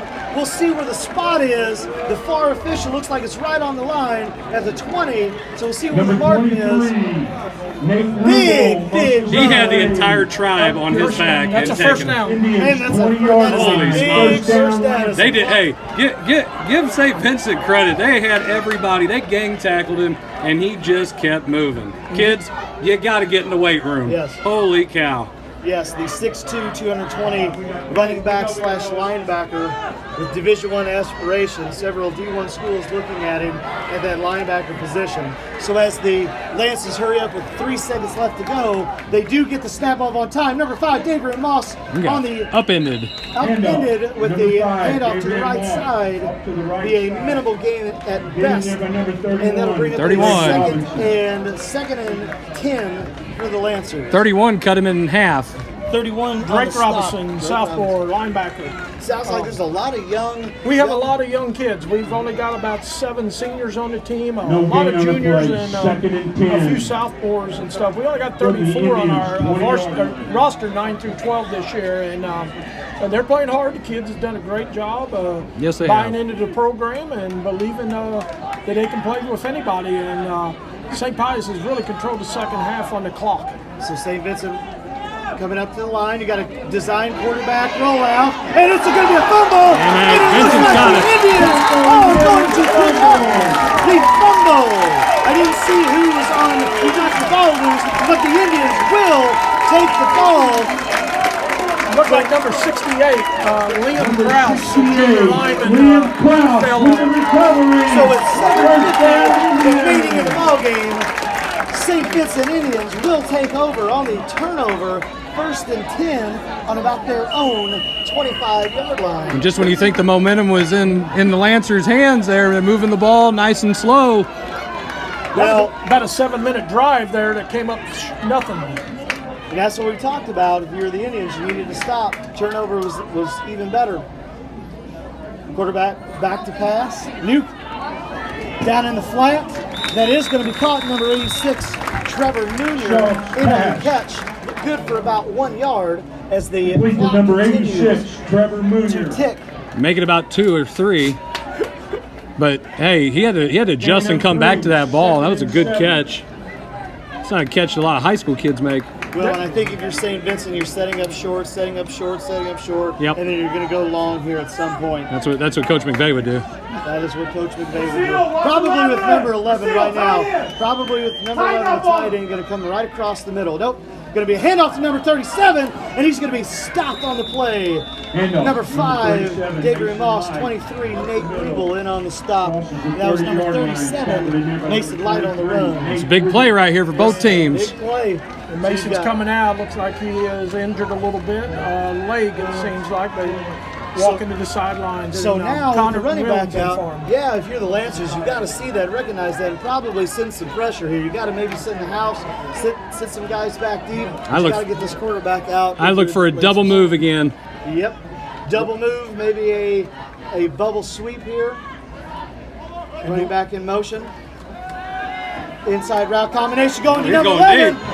And that's caught! And he's still on his feet! See if Ruble can catch him there. And number 23,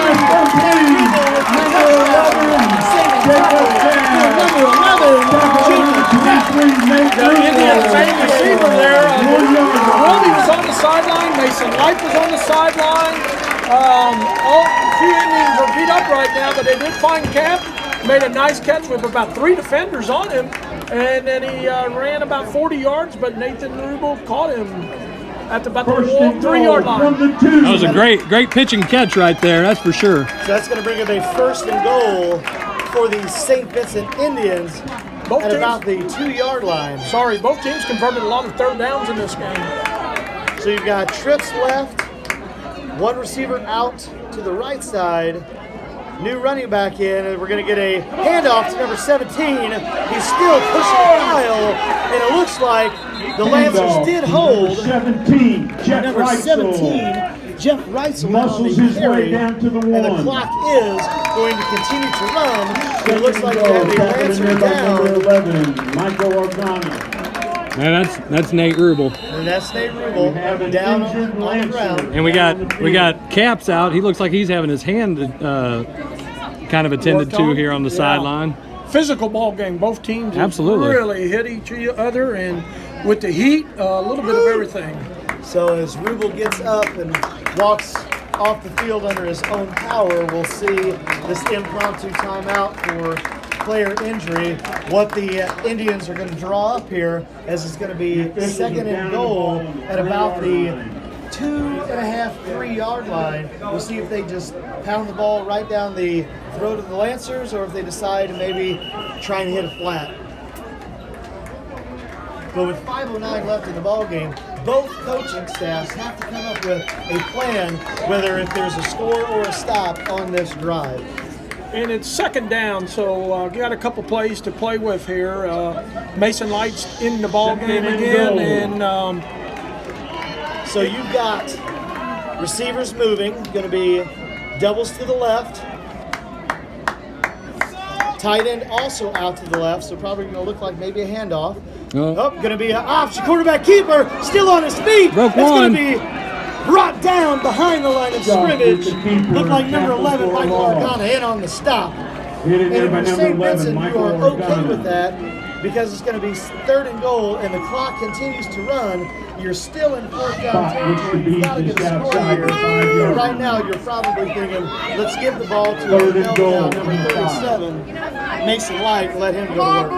I look for that to happen. yes, definitely. Or you got the Wildy out there in the flats with nobody covering him right now.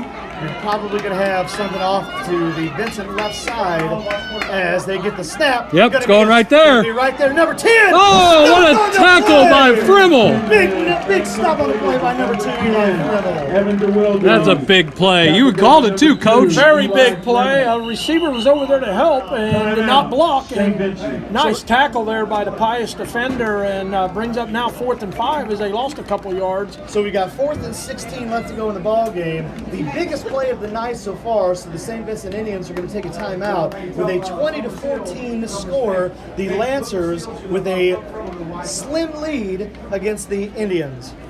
Look who's coming off the field. And number 10 is going to be coming off the field. Looks like he definitely took a hard hit.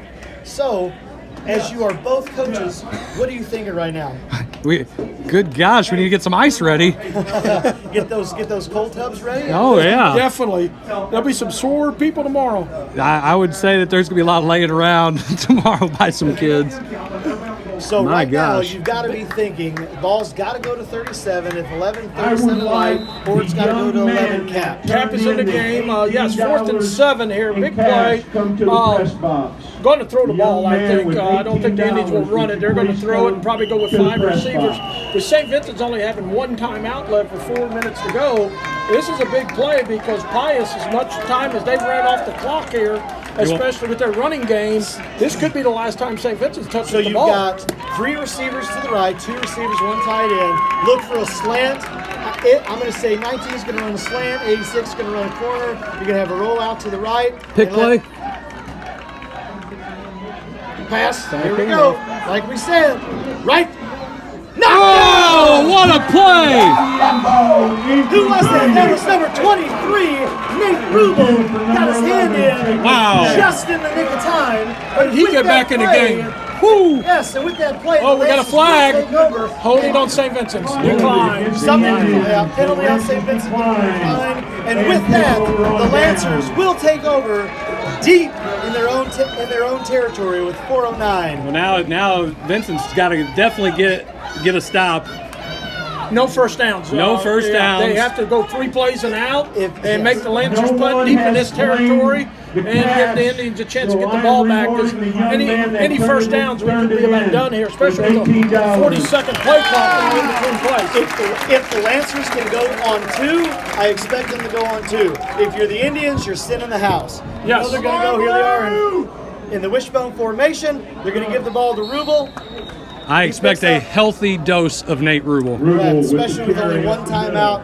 The Indians have to pick and choose when they're going to use it. And I'm going to tell you right now, if the ball is thrown by St. Pius, I might have a come apart as a fan of St. Pius. We'll have to I will hold you back. You'll have to mute yourself there, Coach Miller. You know, Oh, I may join you, and even though I'm not a Pius fan, I will have to say, what in the heck are you doing? So as the clock continues to run, we're at 3:33 left to go in the ball game. St. Pius with a 20-14 advantage. You've got 8 seconds left to go on the play clock.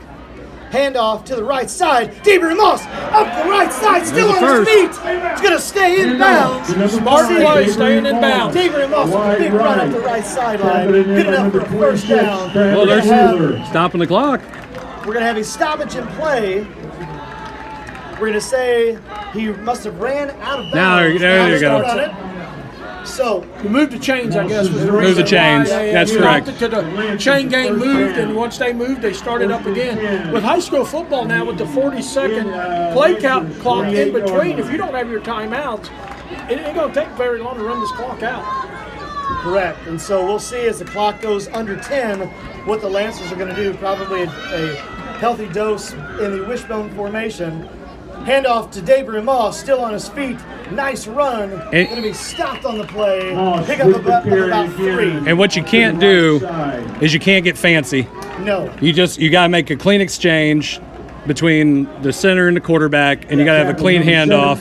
And when you get hit, you can drive, but you better protect the ball because if I'm St. Vincent, I want to rip that thing out as much as I can, stand him up, and then rip. Hey, I've said it all along. This might be a good time to fall forward. Oh God! Hey, Yeah, if Jason Jarvis is watching, little QB sneak right here, that's what I'd probably do in this situation. You got 2nd and 6, wishbone formation. Handoff to the left side, Rubel, still on his feet. First down. Knocked down on the play by number 10. 23. Evan he's Uvalde. close. They're giving it to him, aren't they? They are, and that might be Lost their last time out. timeout St. Pius. That is going to be their last timeout, and we'll see what that does with the play clock. You're looking at not enough, 40 seconds. But that gives them. If they run it, that's 120 seconds. That's still with about 30 left to go. That's still not enough. You're going to have to run a play. Hang on. I know. I don't have enough. Carry the one. Yeah. You pick up trash. I'm out. There are trash cans. What kind of math is that? Is that the new Pius math, I or the guess. Jefferson, or the North County, or where? Who knows? It's Common Core. It's not Common Core It's because that Common made sense. I think if Pius runs 3 plays here, doesn't get the first down, it's going to be very, very little time left for Pius to even punt the ball, and I don't think they even punt it. They'll go for it on 4th down to run more time off the clock. So I don't see them doing any punting the rest of the way here. Can't take a knee here. You have to run the ball. Okay, and right now it's either got to be a quarterback sneak or it's got to be a handoff to Rubel. Those are your only 2 options if you're the Lancers. And if, like Coach Miller said, if you are the Indians, you have to get in there. It's going to be jailbreak blitz. Try and rip. St. Vincent's better just bring the house with everybody, safety included. And they just Down to jump. outside. Well, we'll see what happens. There's your 2 because while ago. I did see somebody from the Lancers jump, but they are going to call Defensive line encroachment. jumps offside. You said on the drive, Hard count. go on 2. I mean, you know. The Lancers, 45-yard line. So that'll bring up first and 5 for the Lancers. That gives them a little bit more breathing room here as the 25-second play clock starts to wind down. Yeah, that was a timeout before the play, so the clock does not start until the snap. And this has been a fun ball game to call. Hopefully, we've got some viewers out there going to the Coach's Box Facebook page. As David Moss is going to pick up looks the like first he's down, gonna, yep. and that should ice the game. Now you can for run the the ball. St. Pius Up to the Lancers. wide right side. They'll stop the clock to move the chains, and then they'll start it up right away. I'm not a big fan of that new rule. First down, St. Pius. 40-second clock? I'm not a big fan of it. You know what? Leave the clocks alone. I think that's my new thing here. So the Lancers will obviously take their time getting the play in, and you will look with 1 minute 20 seconds left to go in the ball game. A here we victory go. formation as quarterback Colin Smith will just take a knee. Right all the way down. And he takes a knee, and you are going to have, at this time, as the clock does go down under a minute, a new I-55 conference champion. Second down. Now that the Class 3 Valley Catholic Warriors are no longer in the I-55 conference and their decade of dominance is over, you're going to have a new team, the St. Pius Lancers, playing that first conference title in quite some time. Well, you know what, and to win it in this fashion against a very, very good St. Vincent team. Yes. I mean, all the credit in the world to those kids. I mean, they're coming off the sideline, banged up, bruised, With another knee. and you know it's been a really good game. It's very well fought. Kids leave it on the field. A lot of hugging out there. Kids know that they're all playing. You know, they're playing a tough game. And there ain't nothing that these St. Vincent kids should ever hang their head about, because it was a very, very, very good game. But think about this. Nobody's thought about this yet. But week 13, St. Vincent's and St. Pius could play in the first round of the state playoffs. St. Vincent's in District 1, St. Pius in District 2. Going into the night, they both were the number 1 seed. Could still say the same going in, depending on the point system. You could see another rematch here in week 13. Right here.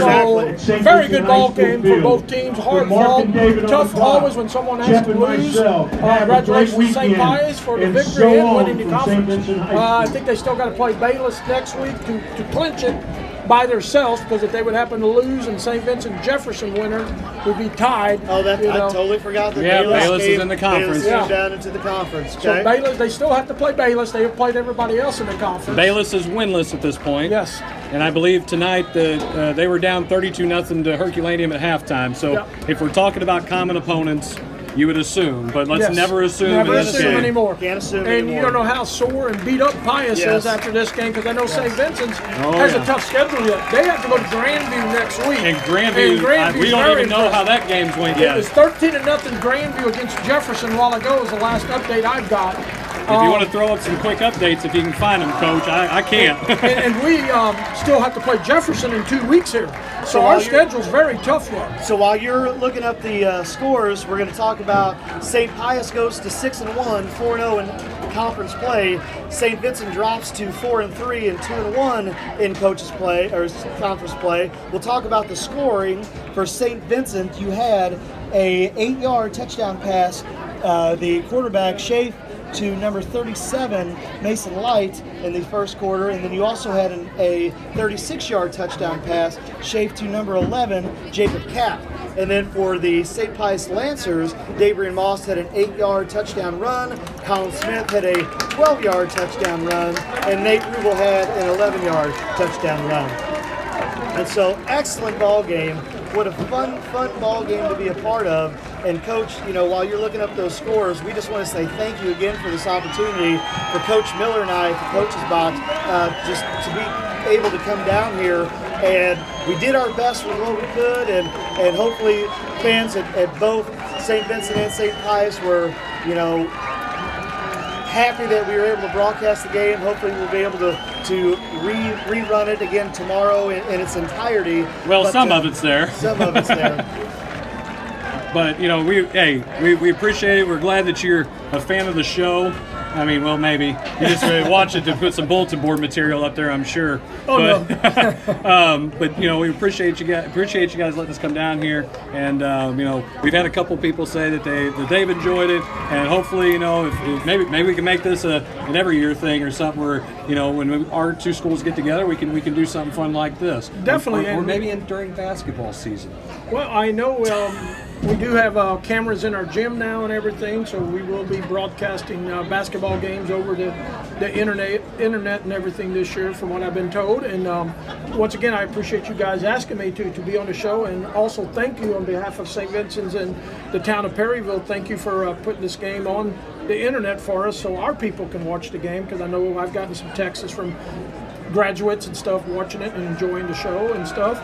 Real quick, I got Hillsboro 47-0 over DeSoto, Jackson 55-0 over Farmington, Central Park Hills 61-0 over Fredericktown, St. Genevieve 55-7 over Perryville, Potosi St. Charles St. Charles West is tied 21-21, Pacific over Festus 32-28, North County 47-0 over Windsor, Valley Catholic 64-22 over New Madrid. And then the I-55 conference scores, we still have Grandview 13-0 over Jefferson, Herculaneum 32-0 over Bayless. Not sure if any of these are finals yet or not. And then Crystal City 26-8 over Precipia. So, for St. Vincent's, they have two tough games yet with Grandview and Jefferson, who is the top two teams besides Pius in the conference yet. Pius has beaten both of those schools, but for St. Vincent's to still finish in the top two, they'll have to beat Grandview and Jefferson, which will be two tough battles going to Grandview. So at minimum, St. Pius is going to, at minimum, have a share of the conference title if Bayless were to next week during St. Pius's homecoming defeat them. So they will have finished the conference year at 5-1, I believe. Yes. So if they would lose, but if they win, they're clear by themselves. Right. Yes. Right. And so first time, and I thought someone told me 2002. Oh, it's been a hot minute. It's been since Valley came in. Yeah, Valley has dominated the conference. I can remember when we started the I call it the red, white, and blue Mississippi area conference. Right. We won it in 2000, 2001 when we go into the Final Four and the finals. And then after that, it was Valley, and I think Herculaneum might have won it 1 year, and then Valley, until this year with St. Pius winning the conference. So with that being said, Coach Bauer, we really appreciate it again, and we'll wrap things up here as the St. Pius Lancers defeat the host team, St. Vincent Indians, 20-14 in an instant classic in the I-55 conference. So Coach Miller, if you would, go ahead and take us out. Lastly, we just want to give a big thanks. I know we've had some internet issues, but once we kind of got things lined out a little bit, big thanks still to Home by SMCI for letting us use their hotspot, and of course being a big sponsor of St. Pius X Lancer Sports. And thanks to all of the people who have allowed us to make it happen again. Coach Valeroy for being up here, for all the staff at St. Vincent who've made us feel welcome. And hopefully we can have that same kind of feeling when we come back down here in February. When the girls come down. Yeah, when the girls come down. And honestly, we look forward. Hopefully, we get to see both teams again play each other in the state playoffs. That would be great. I think it'd be fun. It'd be fun for all fans involved. So again, for these guys, I want to thank you guys for tuning in and coming out and watching our special broadcast of the Coach's Box. If you'd like to, if you've enjoyed this, we're going to try to do other little things here and there. It's not necessarily something we want to get into as a business or nothing. We just like to be able to show some of our local kids and our athletes and things like that. So if you like our page, you can take it from Coach Valeroy, who watches our show. We like to do a lot of stuff that's maybe it's not PC. It's just we like to call it like we see it. This is the title of our show. You can catch it. It's usually on Thursday nights at about 8 o'clock. If you don't watch it live on our Facebook page or YouTube, you can always catch it when we replay the show and send it off. So from these guys, I'd like to say thank you guys for joining us tonight, and hope everybody has a safe trip. If you're traveling this weekend, make sure you guys stay safe, and good night and God bless.